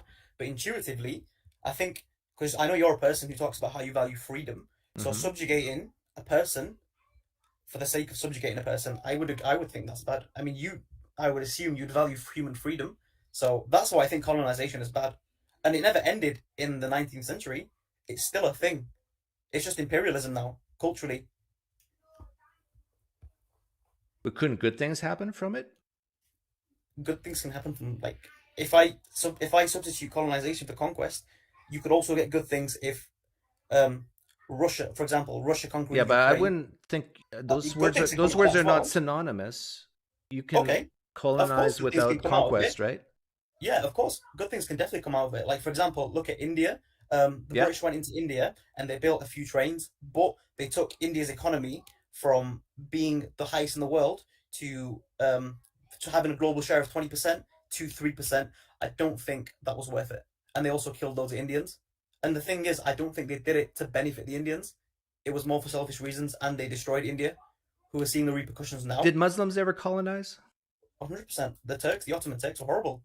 They had like a whole patrimonial system of taking like to defeat patrimonialism. Sorry, they took slaves, so they wouldn't have inheritances, and they would be loyal to the state. That was like their janissary core. I'm not saying Muslims didn't do it. I'm saying the way the Europeans did it is worse. It had a massive impact on the world that we're still seeing today. So what I'm saying is that organizations that you're seeing in response, and not because Islam is this evil religion that tells you to kill people. In fact, we believe the opposite. We believe killing anyone unjustly will land you a first-class seat in hell. But these but that doesn't mean anything, because it's basically a Muslim would say, well, it's just self-defense. It is self-defense. Right. I mean, it is self-defense. Maybe sometimes it is, sometimes it isn't. That's the thing. Sometimes it isn't. I agree. Sometimes it isn't. See, and this gets back to what I was talking about earlier. Like, if someone... Like, do you think it was right? Like, do you think NATO foreign policy has been correct in how it's acted in the Middle East and East Asia? I don't know enough about it to give a... I would say there's definitely bad things that happen, definitely good things that have happened from NATO. Name me a good thing. Because I feel like you're saying that just so you don't criticize them too much. But there's been nothing good that's come out of it. Even the authoritarian regimes like Saudi and Israel that I hate, they're only prompted by the West, like the US and the UK, because it helps them in terms of oil, especially with Saudi. Like, no Muslim in Saudi likes the Saudi government. But then we have to put up with them because the UK funds them in terms of like weaponry, just because they want them in power because they get cheap oil. Can I ask you a question that's a little touchy? Ask me. Do you think... Well, where do you live again? I live in the UK. UK. Do you have family? Do you have family in the Middle East? I'm not even from the Middle East. I'm from Afghanistan. Okay. Which is kind of the Middle East. It's like... Yeah, I would count that Middle East. Yeah. Do you think many Muslims in the Middle East and even in the UK have an inferiority complex against white people? Yes, I agree. I tell my fellow Muslims this all the time, and I don't think it manifests in the way you're thinking. I think it sometimes manifests in the veneration of Western values or way too much. Like, I see a lot of Muslims in especially in the West, and there are a few. It's not as many as you think there are, but they really venerate Western values, and they venerate it.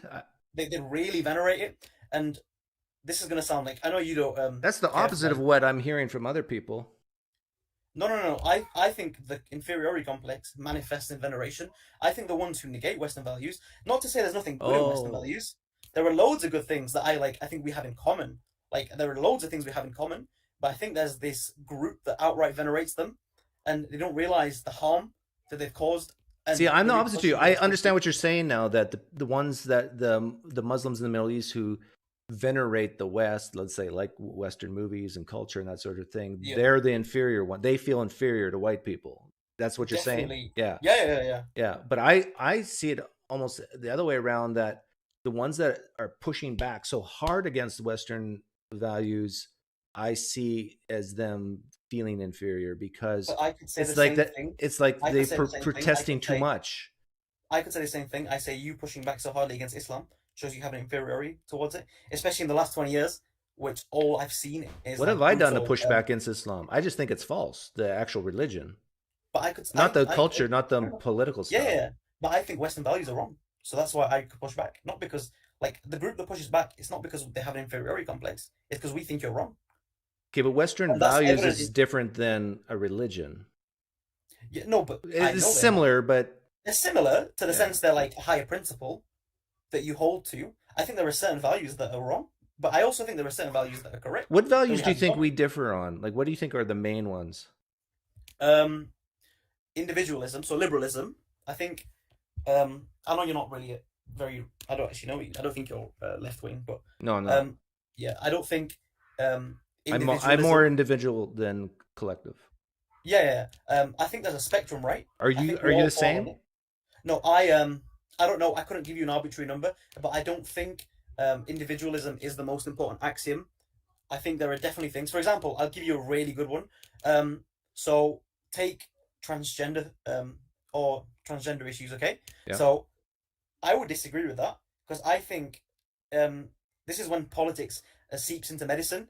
It was categorized. What exactly do you disagree with? You just said I disagree with the transgender issue. Like, I don't think trans women are real women. Okay. Okay. So I think this is when politics seeps into medicine. For a biological male to associate as a female is a psychological disorder, and it was under the DSM, which is a psychological manual.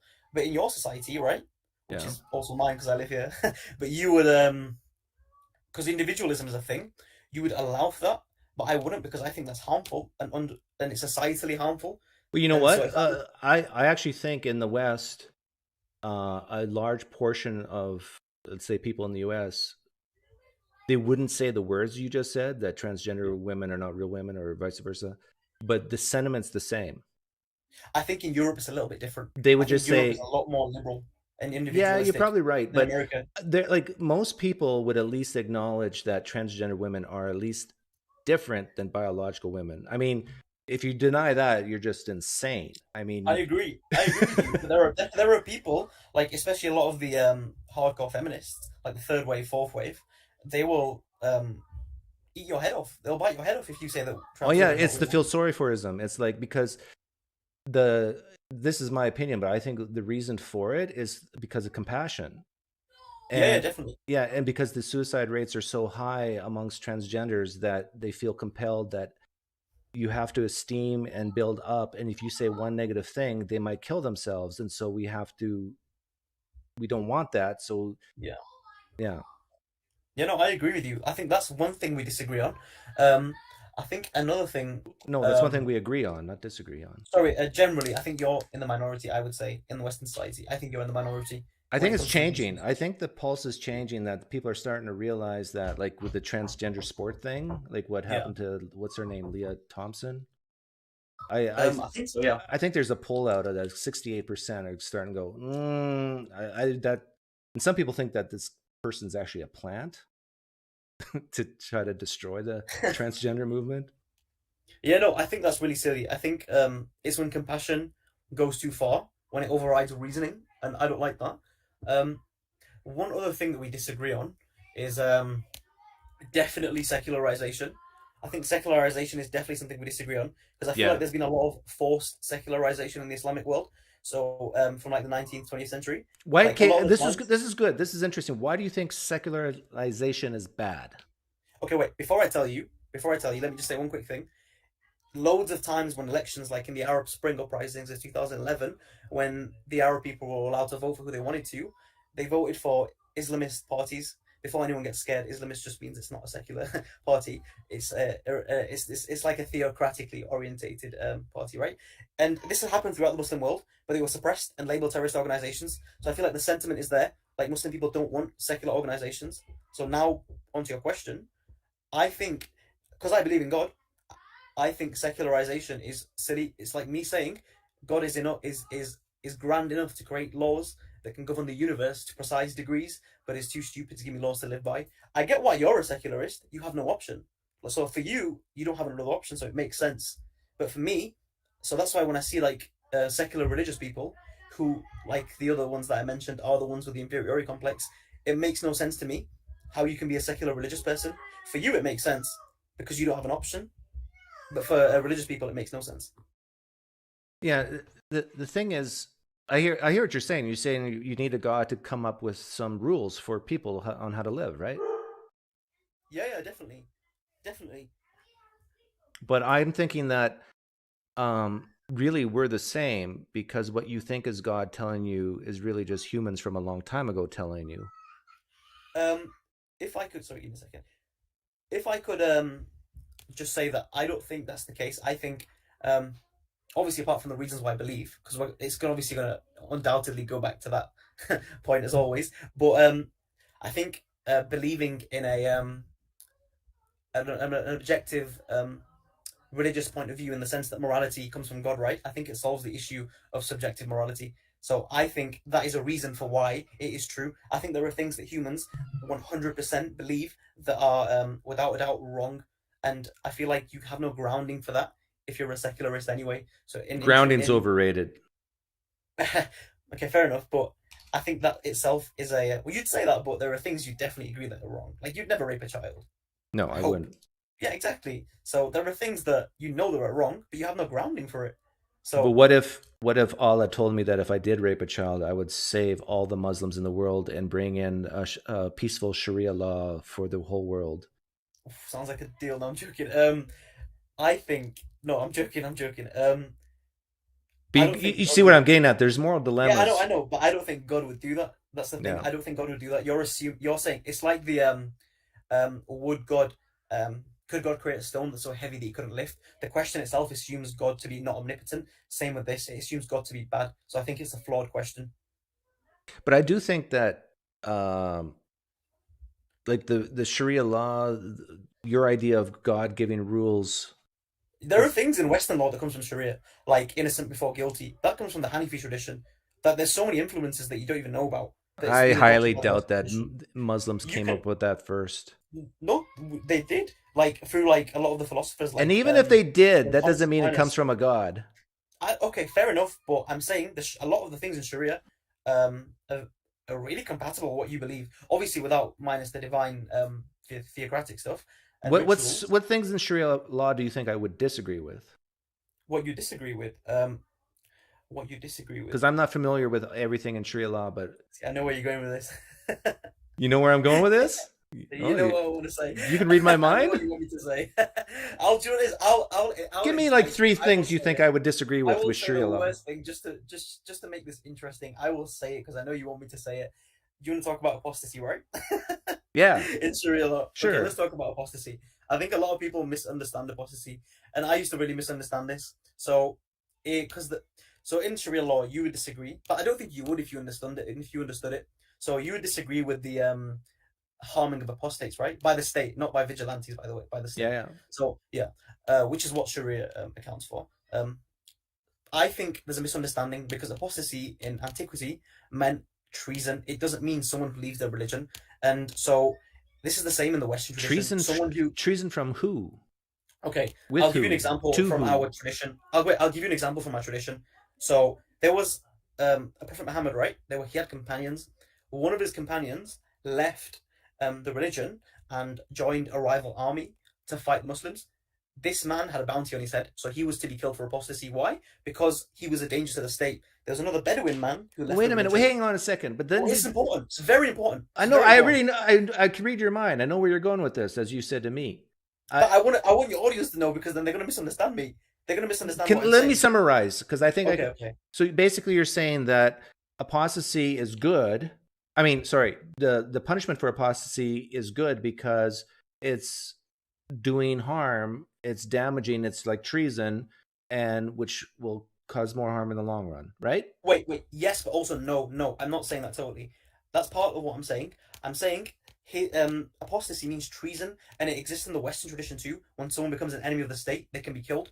And this is why in Islam, women can't be killed for apostasy, because women, very rarely anyway, I'm not saying it's never happened in history, but women don't go out afterwards and raise armies and kill you. And the story of the Bedouin is that this Bedouin women can't do that. Have you heard of Margaret Thatcher?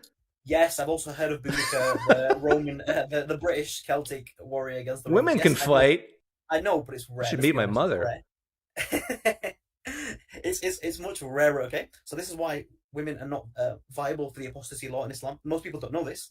And the Bedouin was also not killed. They just laughed at him and let him leave because he was not going to harm anyone. But the man who left to go raise an army was killed. Oh, sorry, was viable to be killed. It's the same in the Western tradition. If someone becomes an enemy of the state, you can kill them. Can I ask you speed round questions? Yes or no? Can you be an apostate? I won't answer yes or no if it's a leading question. They're not leading questions. Okay. Yes or no? Can someone be an apostate and not be treasonous?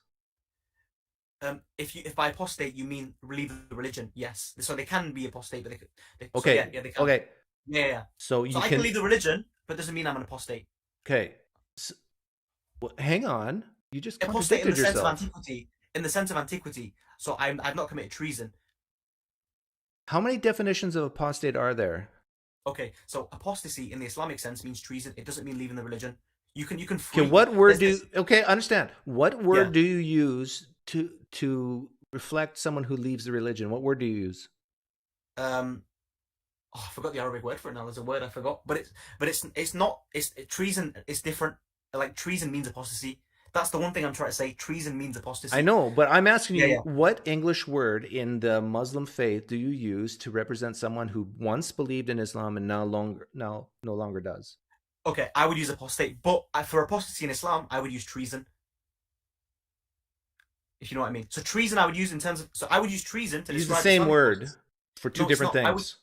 No. I would use treason to describe Islamic apostasy, but for someone leaving their religion, I would just say apostasy. So if you're an apostate, you're a Christian apostate, okay, but you're not, you've not committed treason. Treason is the one that makes you viable for punishment, not like leaving the faith. And there's literally a verse that says you can't force. Okay. So I'm going to ask you a guess. It's the very purpose of religion, right? Forcing people. I understand what you're saying. I understand what you're saying. That in one sense, apostasy means that you just leave the religion, but in the real sense, when it comes to punishment, then it's treason. Right? It's a very important nuance. I understand. It's a very important nuance. Now, here's my next question. Yeah. What percentage of the Muslim world, this is probably a guess on your part. I'm asking you to guess. What percentage of the Muslim world would you say defines apostasy and apostate like you just did? Everyone who studied the jurisprudence. And how many people, what percentage studied the jurisprudence? I would hope anyone who's been a Muslim for longer than a year has at least looked at it. Okay. And what percentage of the Muslim world would you guess would say that someone who was a Muslim and is no longer a Muslim, but has never committed treason, never raised up armies or anything like that, should be put to death? Never been any of the state. Should be put to death. What percentage of Muslims would say they should be put to death by the state? I honestly could not answer that. That's impossible to answer. No, it's not impossible to answer that. We can look up polls. What polls? Like, you've already assumed that there would be a large. There's no polls on this? I don't know. There could be, but a lot of these, like, you need to go into the actual data to see what they believe, and they don't actually ask them in the polls. They don't ask the people to define the term, so they assume that's probably true. Exactly. So I feel like a lot of these polls are just they're one of those gotcha moments, like, oh look, you guys define it like this, and you're all evil. But you're against that, right? You're against most Muslims who've studied it are against that. Like, you guys have the same thing in the Western tradition. I feel like we have to be fair. Like, we shouldn't have a double standard. Like, if someone becomes a terrorist in America, they can be killed. No, but for the record, you would say that if I am a Muslim and I left Islam, I should not be killed for that. If you became a Muslim and then you left, of course you shouldn't be killed. Okay. But but in an Islamic state, if you became a Muslim and then you became an enemy of the state and started forming your own separatist militia, then you could be killed. Okay, what if I become what's the definition of being an enemy of the state? Do you have to form a militia? Well, if you're dangerous, if you become a danger. Okay, what's the definition of danger? So the best way I can describe this is with the example I gave before, the man who went and raised an army to come fight. What if by raising army, I create a YouTube channel that influences young Muslims to leave Islam? Is that the same thing? I don't think it is. Okay, that's good. Yeah, I don't think it is. No, of course not. Because nowadays armies don't have as big as impact as social media. You'd think, but it's not been the case for where I'm from and everywhere else. It's like, even now they're sanctioning my people for losing a war because they're shameful. They lost the war to militia, now they're sanctioning. Who's your people? The Afghan people. They're sanctioning the Afghan people. Okay. They stole $7 billion from the central bank, and now the people are starving. They have to sell their organs to make ends meet. And I think it's shameful that the US can do that, go in and destroy a country, do nothing, bomb it, and then come out and starve the people. and then fund their crusade against Russia. And it's just shameful how they lost against militia as well. I'm sorry if that offends any hardcore nationalist US people there, but it's true, they did lose against the Taliban. So I don't know. I don't think, by the way, I don't think the Taliban and ISIS are in the same category. I mean, some of the things the Taliban do are horrible, but they're not. Why do you think guys like Daniel Hikachu, whatever his name is, disagree with you? I don't think he does. I think you guys misunderstand him. I do admit, though, Daniel is a bit more conservative than me. I do admit, but I think Daniel sometimes will be more conservative for the sake of not sounding. Because I'm under the understanding that he would have answered the question I asked you differently. Like, I think if he were here and I was to ask him, no, okay, he wouldn't. I've heard his answer. He wouldn't. He would say the same thing. Like, he doesn't believe just because someone doesn't believe in the religion, they should be killed. No, but I went further. I said, what if I were a Muslim, born and raised a Muslim, really truly believed Islam, and then I reject it, and not only reject it, but I encourage other people to reject it, sort of like the apostate prophet. I think some more conservative Islamic scholars would say that. Daniel would say that the apostate prophet. Yeah, maybe. If we were under Sharia law, he should be put to death. Right? Yeah, I've not seen his opinion. But I think the general prevailing opinion is that should not be the case. So, I mean, I feel like Daniel's a bit more conservative anyway. Like I said before, he does things for the sake of being unapologetic, especially with the issue of this Islamic slavery thing. And I think he's a bit more conservative for no reason. Yeah, he would call you a liberal, granola crunching, tree hugging. I am the first. Daniel would say you would have no backbone. Yeah, but it's his opinion, right? And to be fair, I feel like we're talking about him, even though no, he would say he has the scriptures behind him. He would say the Quran's on his side. Yeah, but I mean, you could say the same thing. You say my principles are behind me, and two atheists can disagree too. It doesn't mean that atheism is wrong. Okay, we've been talking long enough. Okay, perfect. Thank you. Thank you for the conversation. Take care. Take care.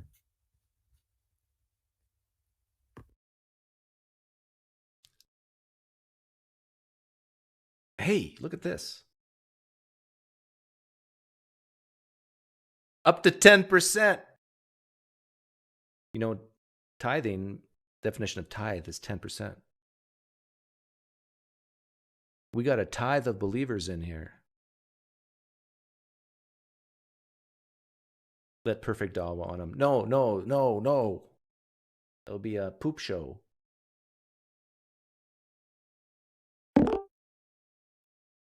My turn? Your turn. Hello, it's Affirmative again. How are you doing? I'm doing well. Okay. So I've been doing some research. Okay. I have Islam House up, and in good news, it says atheist or polytheist. So Islam House says atheist or polytheist. Atheists or polytheists? Yeah, according to IslamHouse.com. So the Muslims think atheists are polytheists. Well, that's stupid. Yes.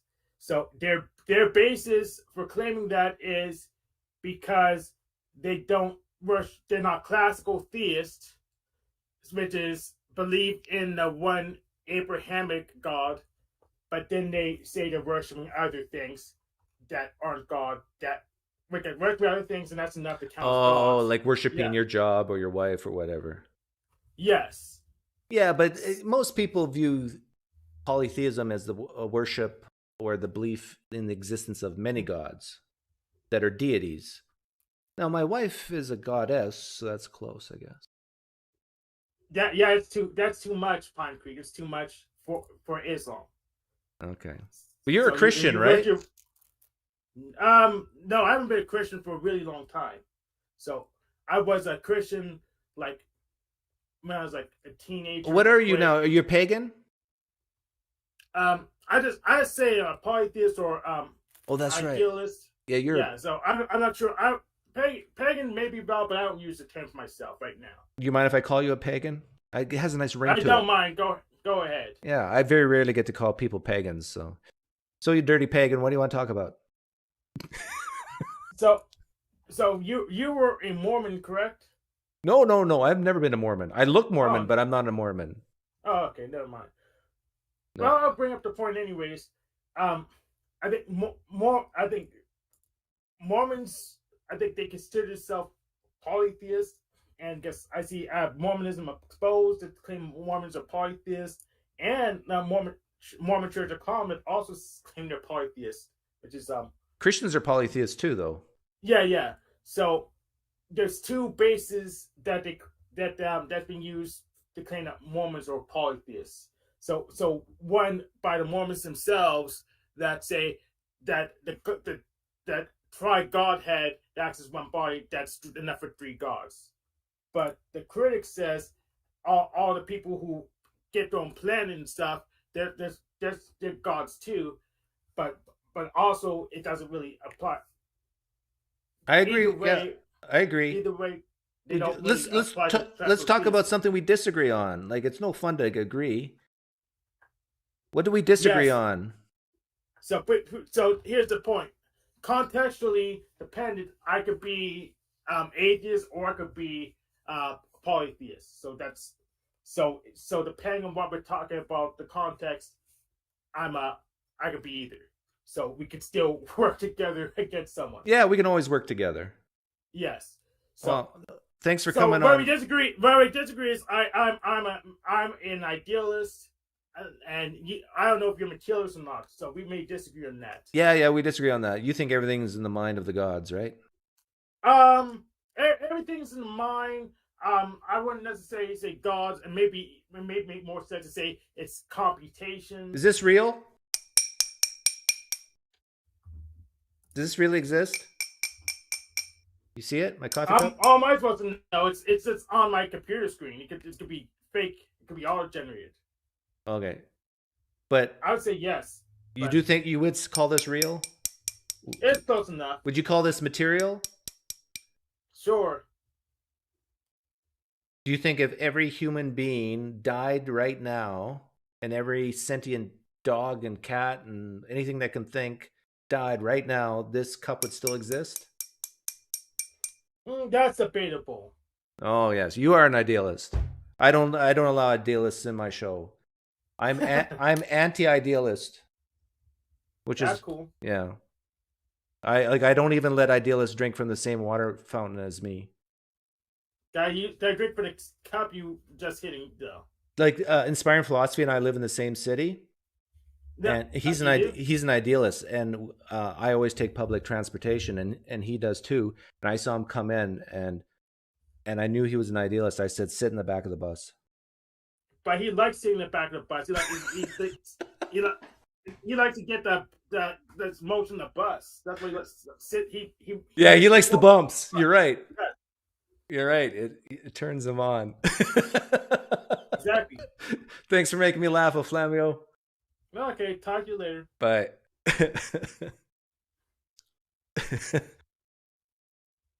See, now that was funny. But I bet you anything people are mad at me for using those references.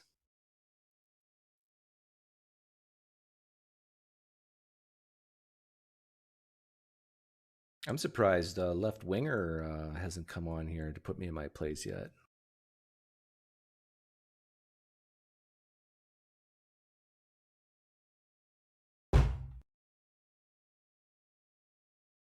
Room's open.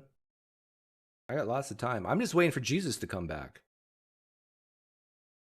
So are you guys. We're just waiting for Jesus. 2022 years and counting.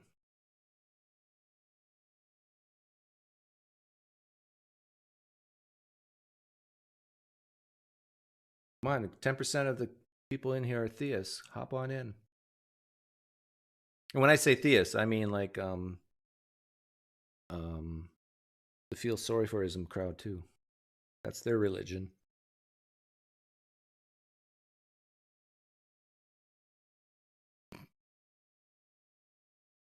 This is called I'm a Fisher of Men and Women. What can I say to get people in here? People on the left are more emotional than people on the right, and that causes them not to think straight. Oh, blood pressure's gone up.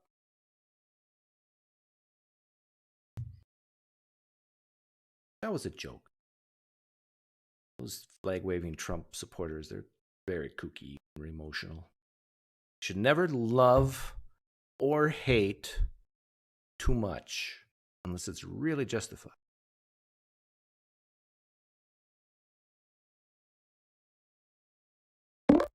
You can hate Hitler. That's fine. Uh-oh. I'm in trouble now. Leftist pro CRT for now. Hello.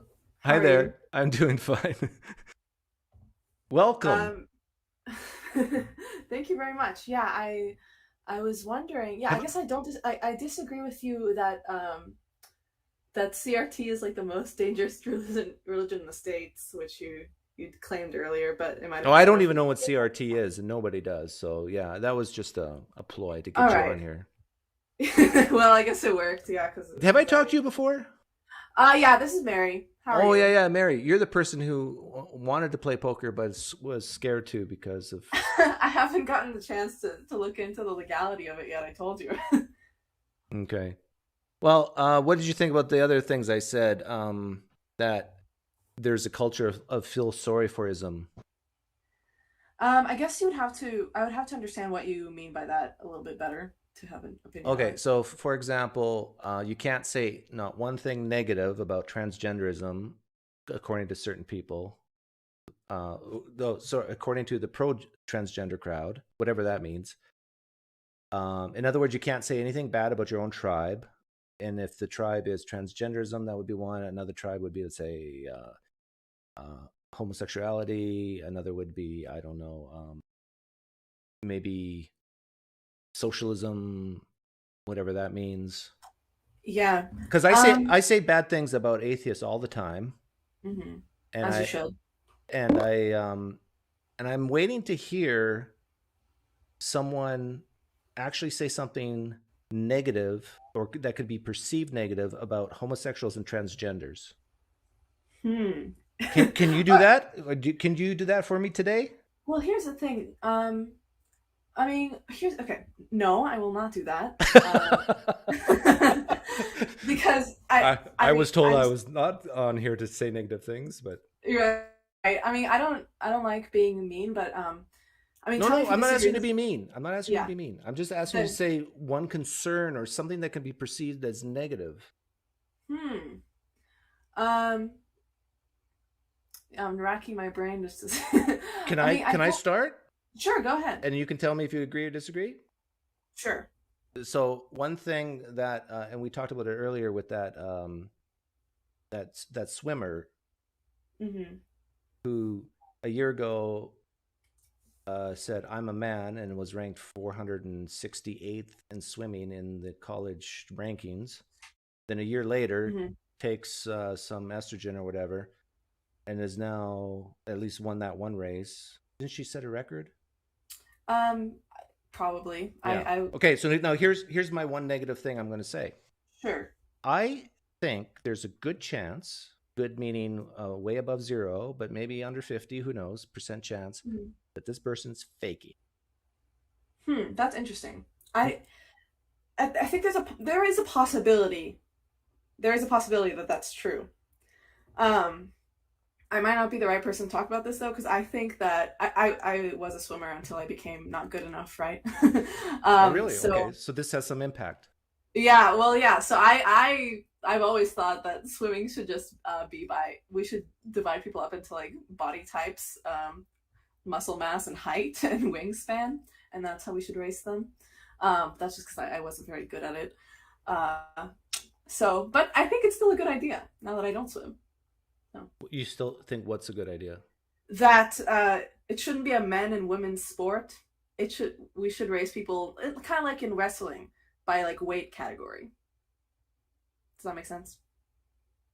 Yeah, but then, okay, so you're saying, so if we were to apply this to swimming, how would we do that?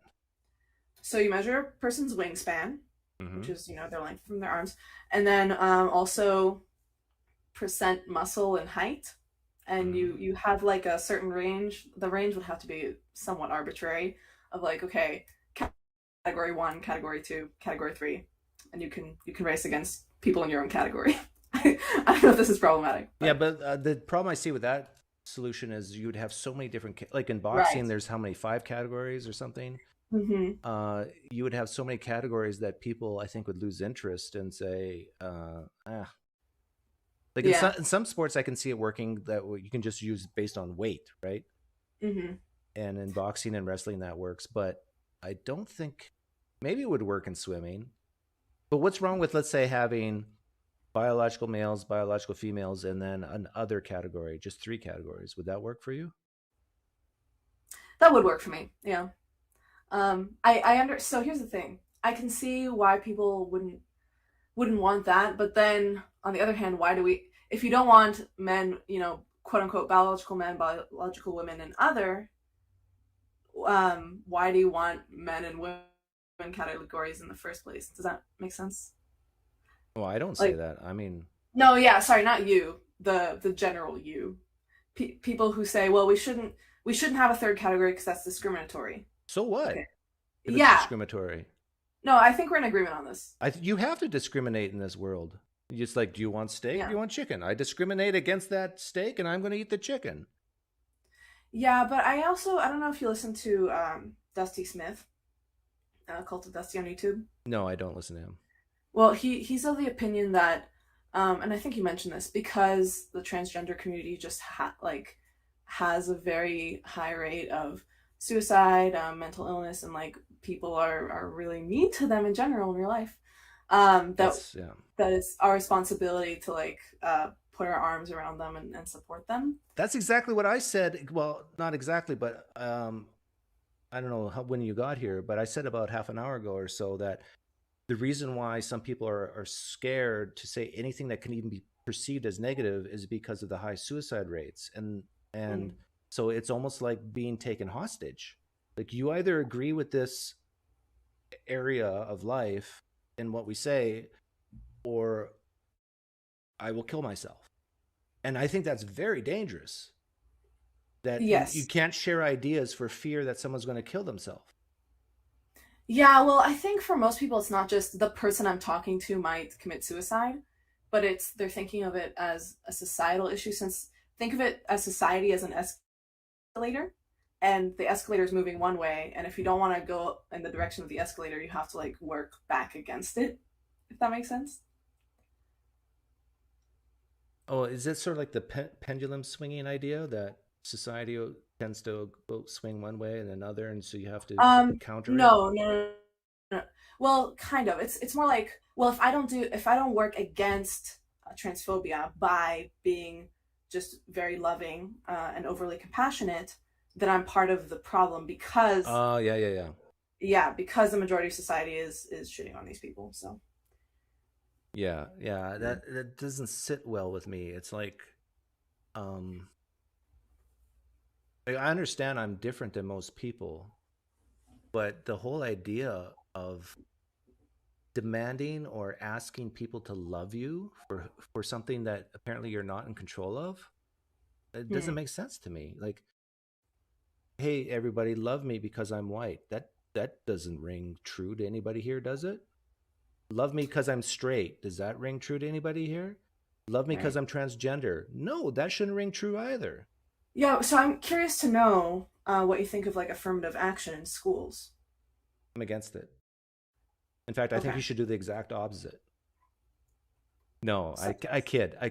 But I think the results would probably help. So imagine a case, let's say a society was to do the exact opposite of affirmative action and actually make it harder for African Americans, Hispanics to get into college. Not easier, but harder. Meaning, okay, let's say you had a metric, a SAT score of whatever.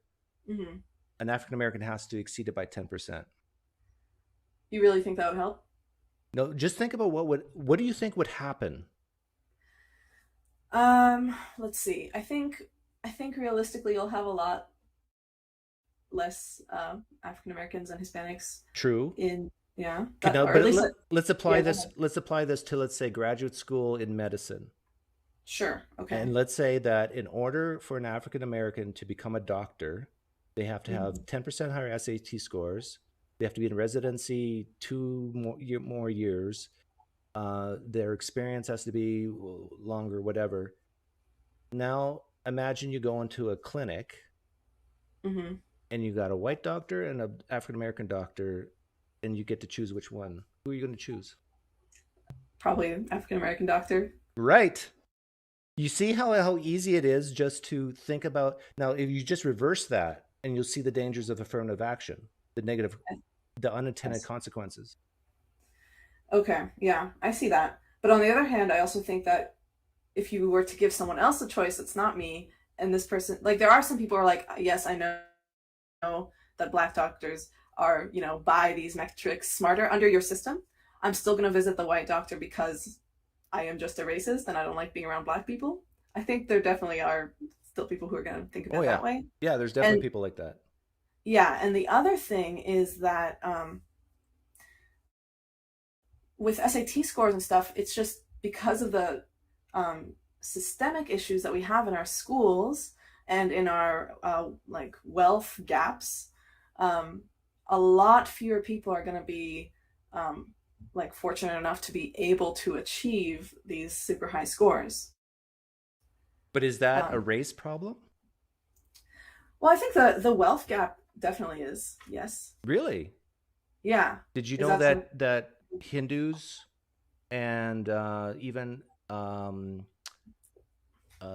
people from some African countries will make more money and score higher on certain metrics than white people? Yes, I do know that. Sorry, when I say it's a race issue, I mean for African Americans because of the systemic.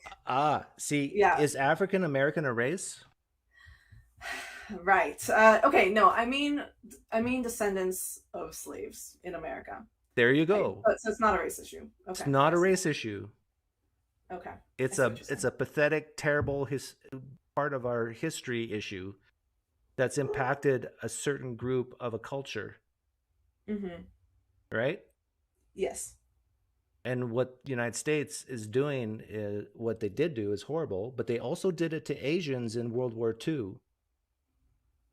Yeah, which is true. more recent than what happened to the African Americans. They were put in concentration camps, some Asian Americans.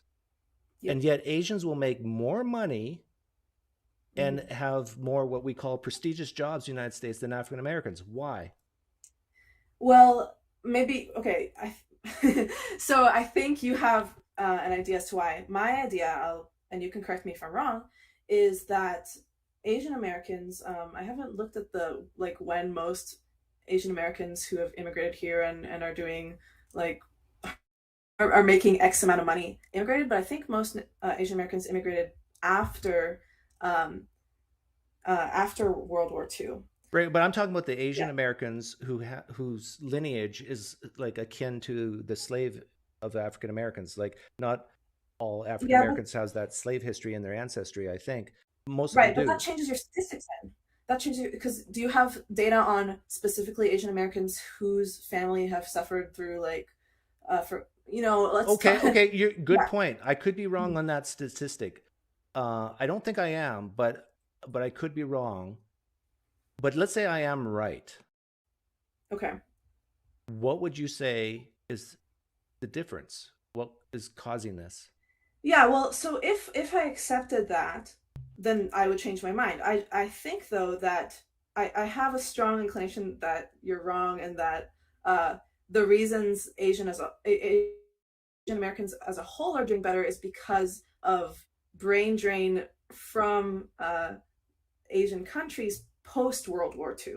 So families who are already wealthy in their native countries coming over here, and then they have accumulated wealth that they already have, and they don't have to deal with the I'm calling it Korematsu issues because that's a case that we learned, but I realize that's not like a thing that everyone knows. But yeah, Korematsu was a case that the Supreme Court said, yeah, these concentration camps are fine.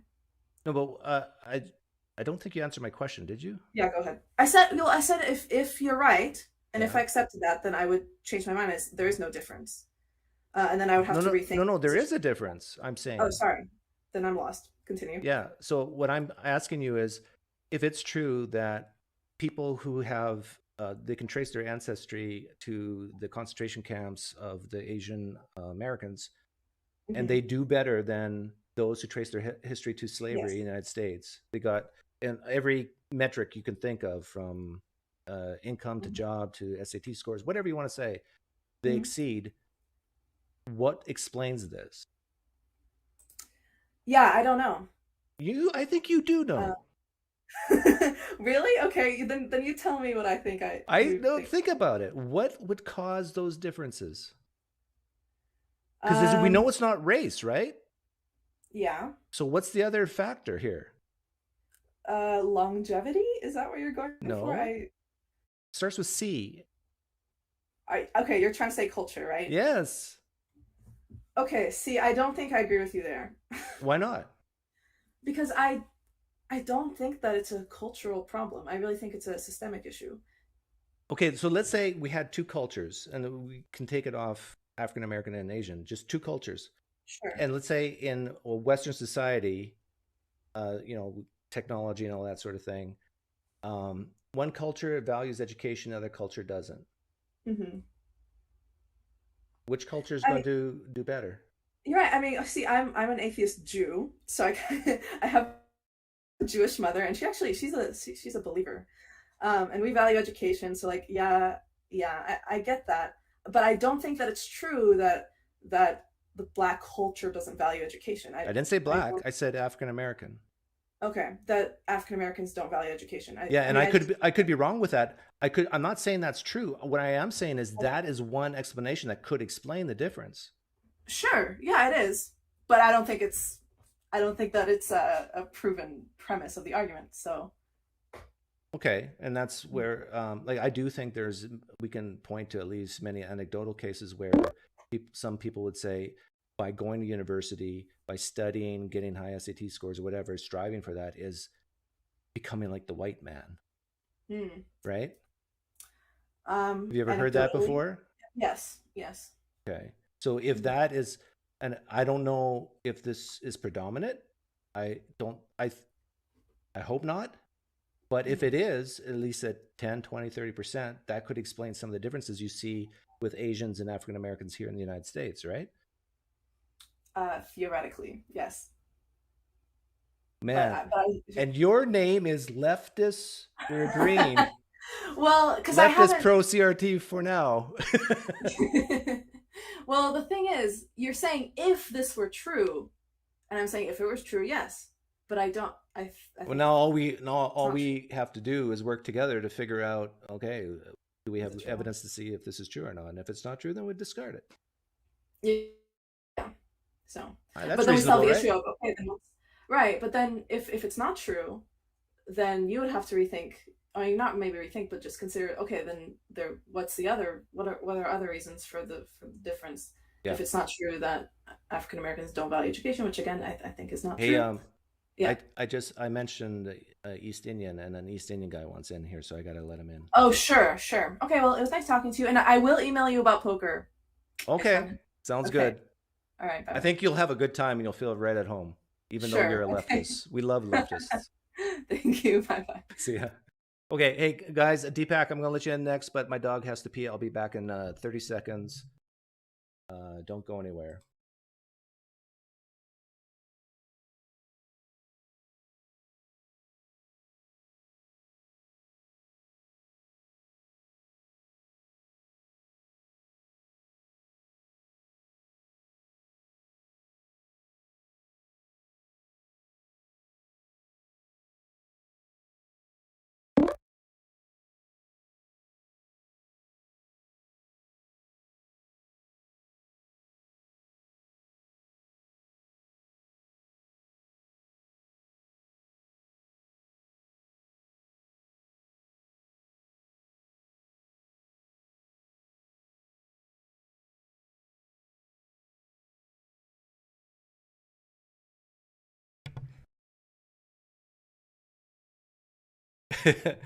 No. My dog had to go. I actually have to go too, but I'm going to hold it because I'm just trying to expand my bladder.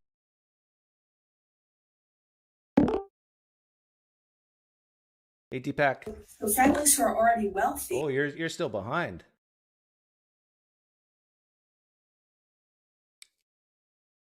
Yeah. I was actually listening to the part about me. Yeah. You're my token Indian. Token Indian, yeah, here to. So actually, I called in because I was hearing the other guy, the British Muslim guy, and man, that pissed me off. I'm sorry. Like, the guy's born on third base and he wants to move back to first. Oh, I love that analogy. I'm right, I said it. I mean, that's what pissed me off. Like, look, I mean, okay. Honest question for him though. Like, if this is like how he describes his preferences, right? Like, why isn't he moving to Afghanistan or? Oh, careful, Deepak. I can say it. I'm brown. You're using your brown privilege today. Okay. Brown privilege, yeah. No, I'm serious. Like, wouldn't that be better for him? I'm like, maybe because material conditions are better in the UK, but then maybe he should consider moving back to a culture he values more and working to improve its material, whatever, right? Wealth and stuff. Like, maybe that would be a better thing for him. Well, I'm sure he's listening right now, so he'll take your advice maybe and to heart. Because I took the hard route, Doug. I had to move here. You know, I'm an immigrant just like you are. Yeah, that's true. It's true. Well, it would have been, it would have been easier for you to move from Canada to the US than. Hey, they kicked me out of the country for not playing hockey. I was refugee status. I had to flee first to Mexico, put on a sombrero hat, and cross the border into Arizona. Yeah. So yeah, I'm sure some version of that is true. I tell you, they pulled me out of my mother's arms, and I had to fend for myself. But you are an immigrant, right? So you know. I am an immigrant. Yes. Not easy, right? To choose a country to move there. You guys need to feel sorry for me. I feel sorry for you. Well, no, I don't, because you should feel more sorry for me, so therefore I can't feel sorry. I only had 2 nickels. Seriously, when my wife and I first moved to Arizona, we didn't know a soul. Didn't have a social security number. I couldn't even get a phone. And I remember after a few months, my wife and I were stressed and we wanted to go for ice cream. We literally pulled the cushions up from our sofa to look for spare change. Wow. This is not just a fun story. This is what we actually did to go, and we found enough spare change to go for ice cream. Wow. Now I need someone in the live stream chat to get their violin out and start playing me a ditty. I'm not asking you to feel sorry for me. Yeah. Did you hear the conversation with me and Mary? Yeah, I was halfway through it, right?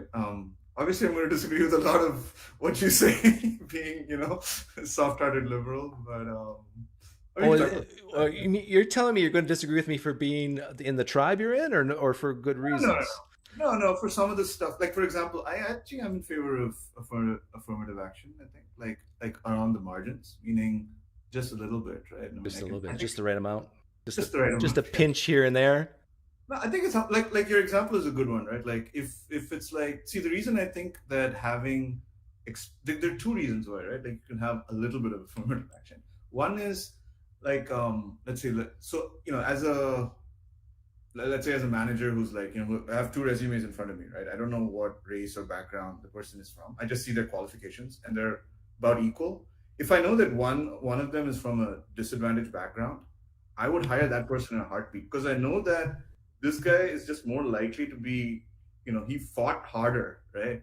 It was tougher for him. Like he didn't have the opportunities the first guy did, and he made it to the same point as the other guy did. But that would make him more tired. I'm kidding. Well, one way to think, but the other thing is, I also think diversity, valuing it a small amount is a good thing. Like I think it when. Okay, this is good. This is something we might disagree on. Yeah. Is diversity equivalent to skin shade? No, fair enough. No, but I think and this is a thing where the details I might well change my mind on. But I think the case is that it's really hard. Like if you could pluck out each person's individual, like if you could really segment the population and say, okay, well, African Americans from this whatever history don't qualify, and that at some point you have to choose where you draw the line between here's a group of people that have been hundreds of years of discrimination up to arguably at least the 60s, but I would say up until now, right, face disadvantages, versus like your Asian Americans are good. Like, if there was a way to actually reliably, like, pull out that category and say people whose families were in internment camps during the 40s, right? Like, they get some little bit of a bump, maybe. I might be in favor of that, but that might increase the complexity too much. But what if I'm right that, like, I know I'm right based on the polling of just Asians in general in the United States make more money than whites. Yeah, I think so, yeah. Now, but let's say that translated to people who directly have ancestry to what happened in World War II, which would basically be what, great-grandfather, great-grandmother? Yeah. Let's say the stats didn't change. Would they need affirmative action? I think you could argue that, yeah. I mean, I think that would be as much like. Why would they need it if they're doing better than everyone else? Oh, I see. Right. In that case, they wouldn't need it, right? Right. Which shows that someone can come from a horrible past, overcome it, and not need any help further. Sure. Yeah.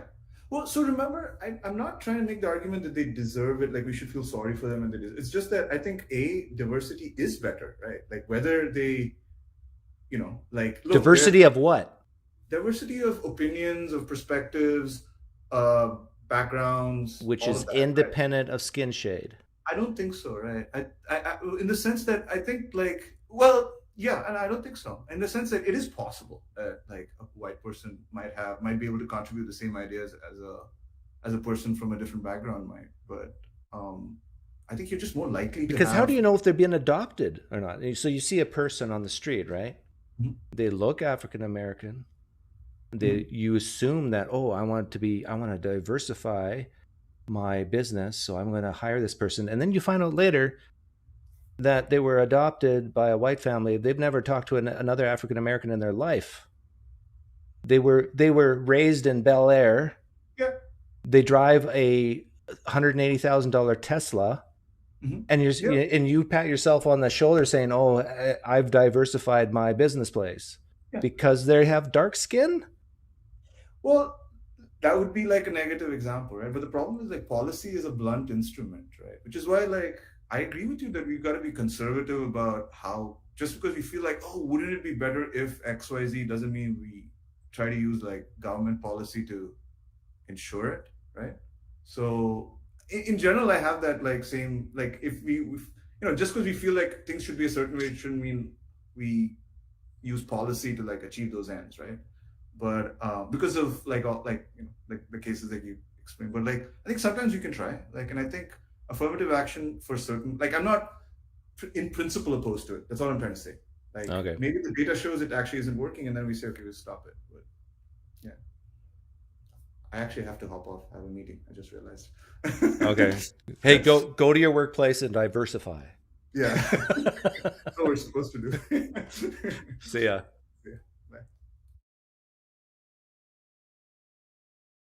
Digital gnosis. That's what annoys me about people calling me a white man. I missed something here. Let me scroll up. Adopted kids have far worse outcomes than many minorities. Yeah, I think that you're right. 4 times more likely to commit suicide. Magnitudes more likely to go to prison. Yeah. This is why, like, so many of these issues boil down to reproduction. Having kids that you want, not because you just had fun in the back seat of a Camaro. If every child born on planet Earth was from parents who had to wait and save and plan, I think crime and poverty and a lot of the world's problems would drop at least by 50% and probably 90%. And I'm quite sure this person who wants in is danger.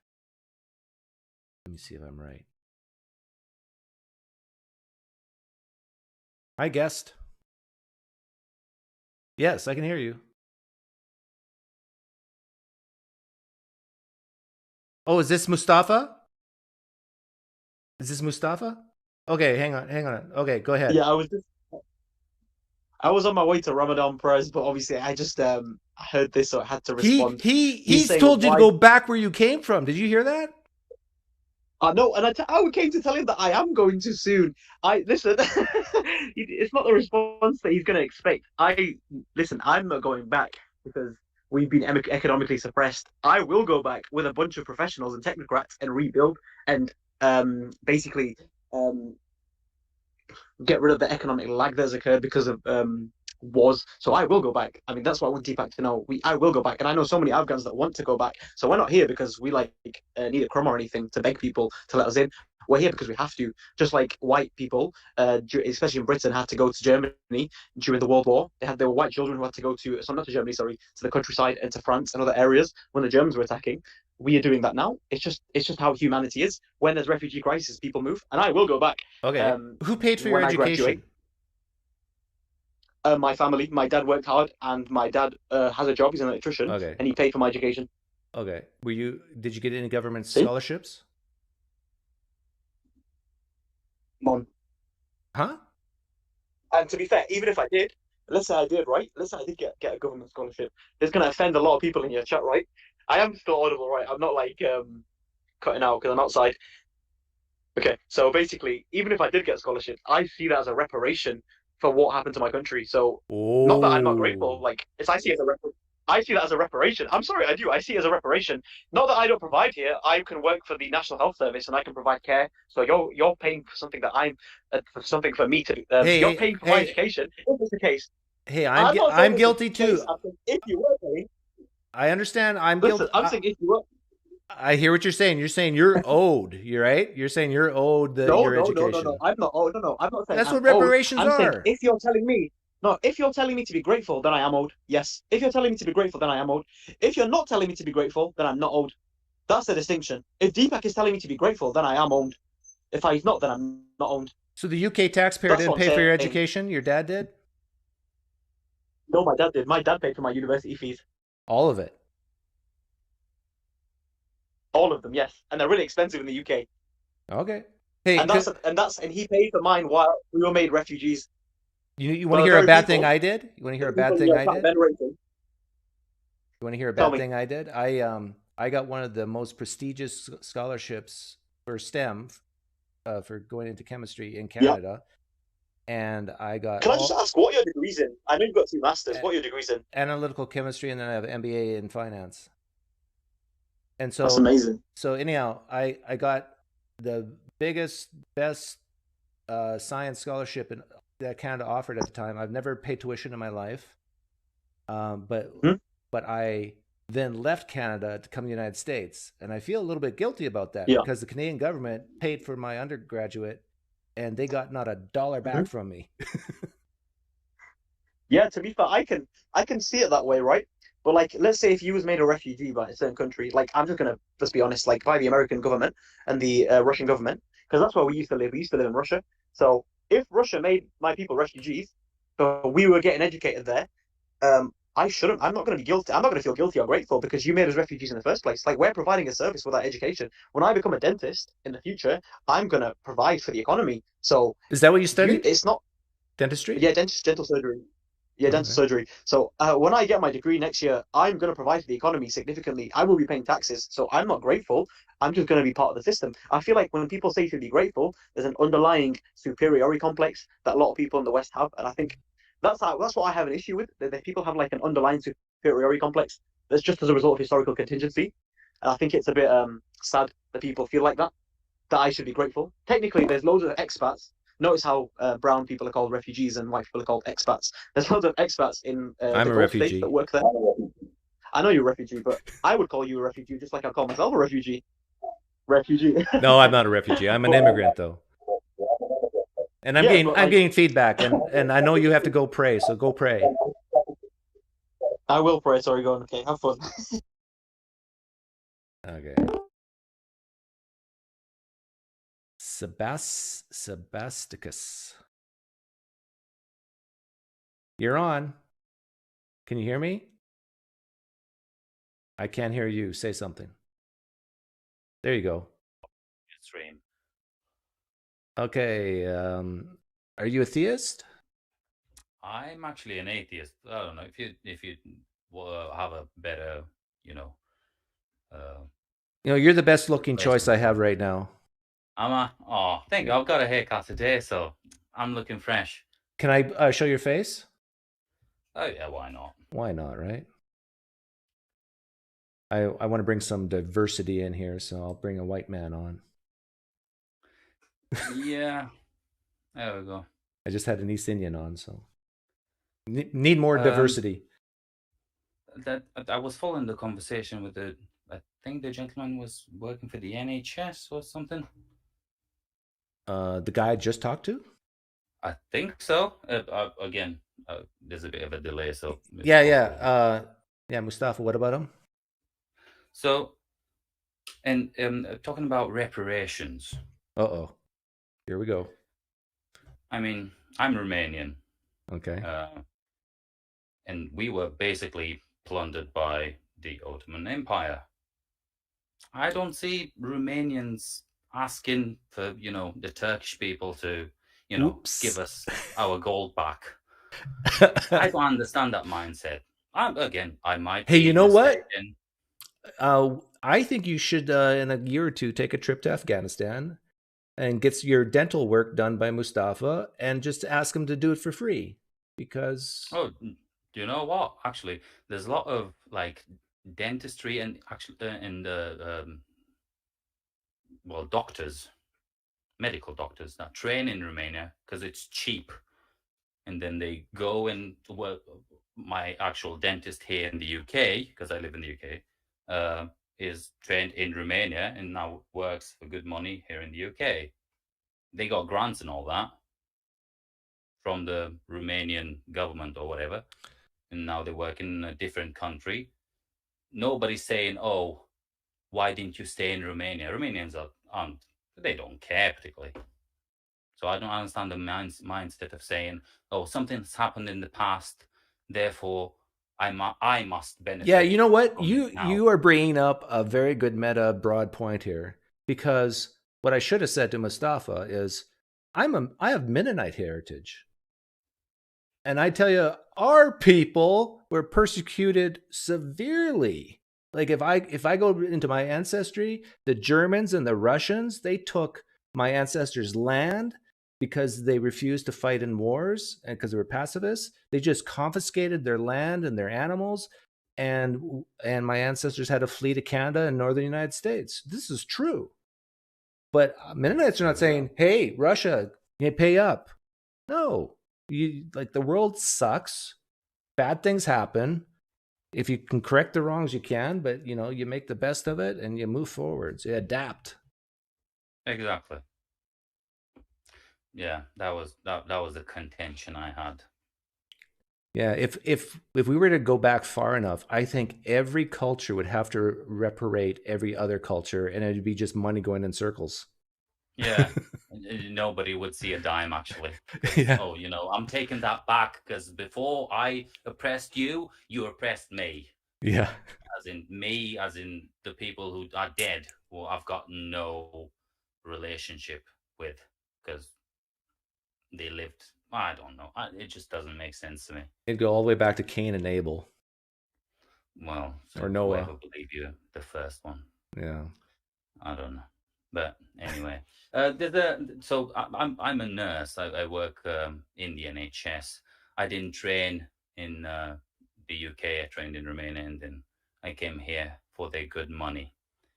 But I don't know if I want to say this. Oh, now you have to. There's a sort of culture that I find. I mean, people believe weird stuff. I have some weird beliefs. Other people would find my beliefs weird. I find their beliefs weird. But when there's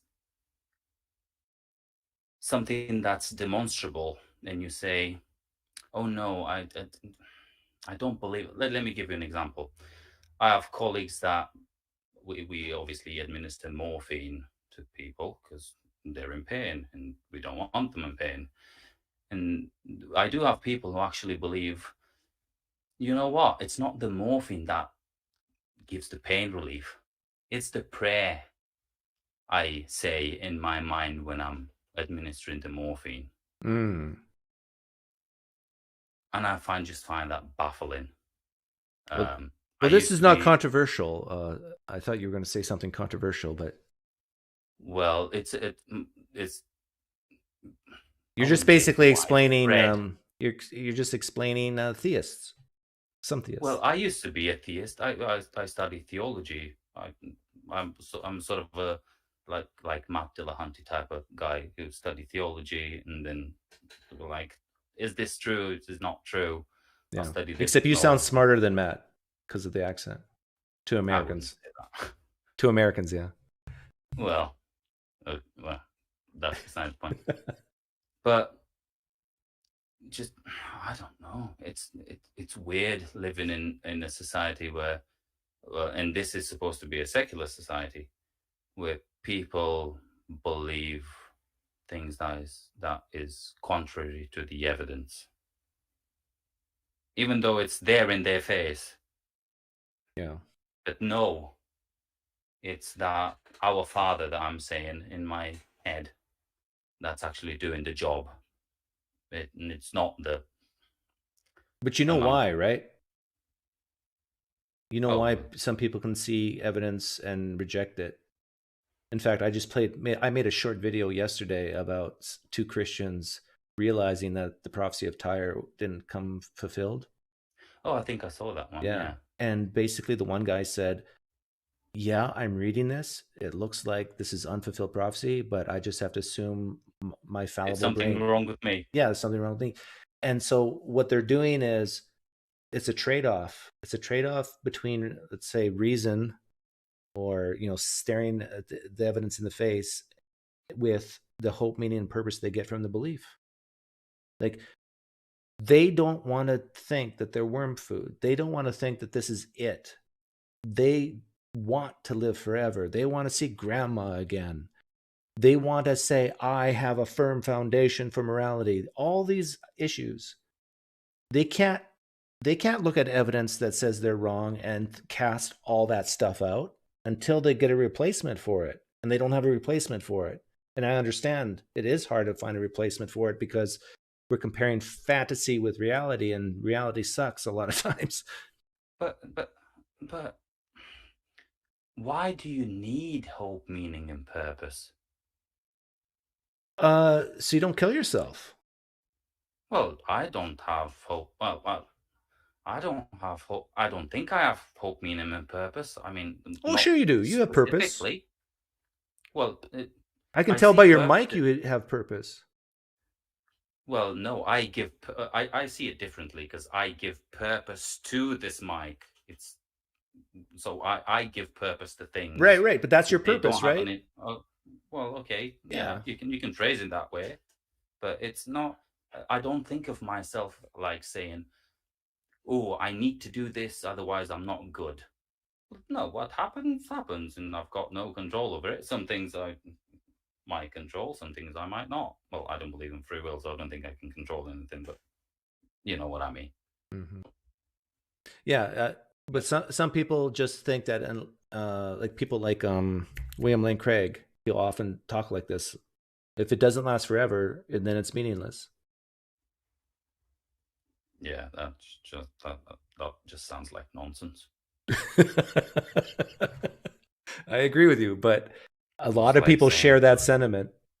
Just to use it may be a Matt Dillahunty quote. The fact that I don't, I'm going on a holiday and it doesn't last forever, it doesn't mean it's not nice. Yeah, but the pictures in heaven will last forever. Like God keeps a photo album of every holiday that Christians take or Muslims. Yeah. Anyway, that's just me. Well, thanks for having us. It sounds like your outlook on life and what goes on in your brain is very similar to mine. I consider myself a stoic. So what happens just happens. I am socially progressive, but economically conservative. If you put in like politics way, I do think we're sort of alike. I grew up in a era where in Romania they were just they were just finished with communism, so there's the resentment towards that, and a bit of slightly more open-mindedness to, well, going Western values, if you want to call them that. So I grew up in we had, I don't know, cornbread and Pokemon cards. Hey, my last question for you is the most important one. Do you play poker? I don't have the patience for it. Okay. Yeah, that means you're too smart for poker. Well, no, I'm too stupid to not gamble. So I choose not to gamble when I have the chance. Okay, understood. Okay, well, you have a great day. Thank you. Cheers. Yep. I might take one more call, but we'll see. I still have that poll up. Hey, we're up to 11% theists. And 62% used to be theist. Wait a minute. Does that add up to 100? Some rounding going on. Okay, I'll end that poll. Actually, let me put this up for posterity. Final results.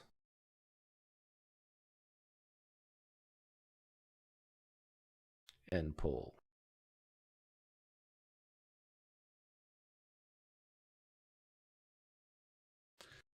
Well, this live stream went way better than I thought it would. We've had many controversial topics today, and I'm still alive to talk about it.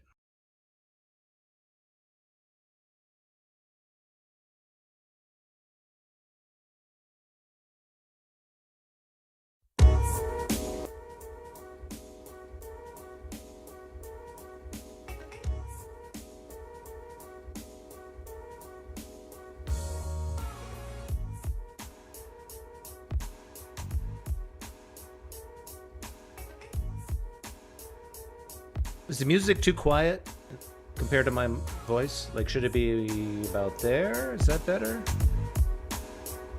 Or should it be down here? Just say mid or low. This is low. This is mid. What's better?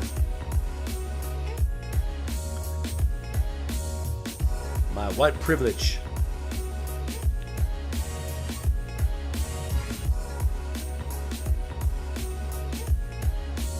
My wife is Canadian, Skeptical Mantis. But what is the main reason Canada is wealthier than, say, Trinidad? Natural resources? You like lower better? Well, I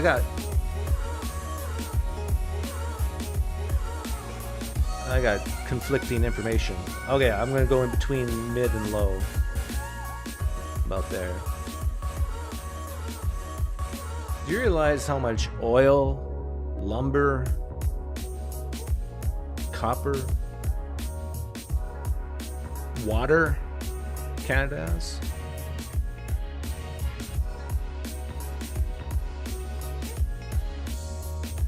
Canada is rich in resources. In fact, I think what United States should do is get a couple of tanks and take over Canada. Just go in, plow down the Mounties and their horses, take over Canada, clean it up, exploit the resources. That way I can cross the border without any problems because it's part of the United States now. And then if the Americans get bored of Canada, just flip it to California.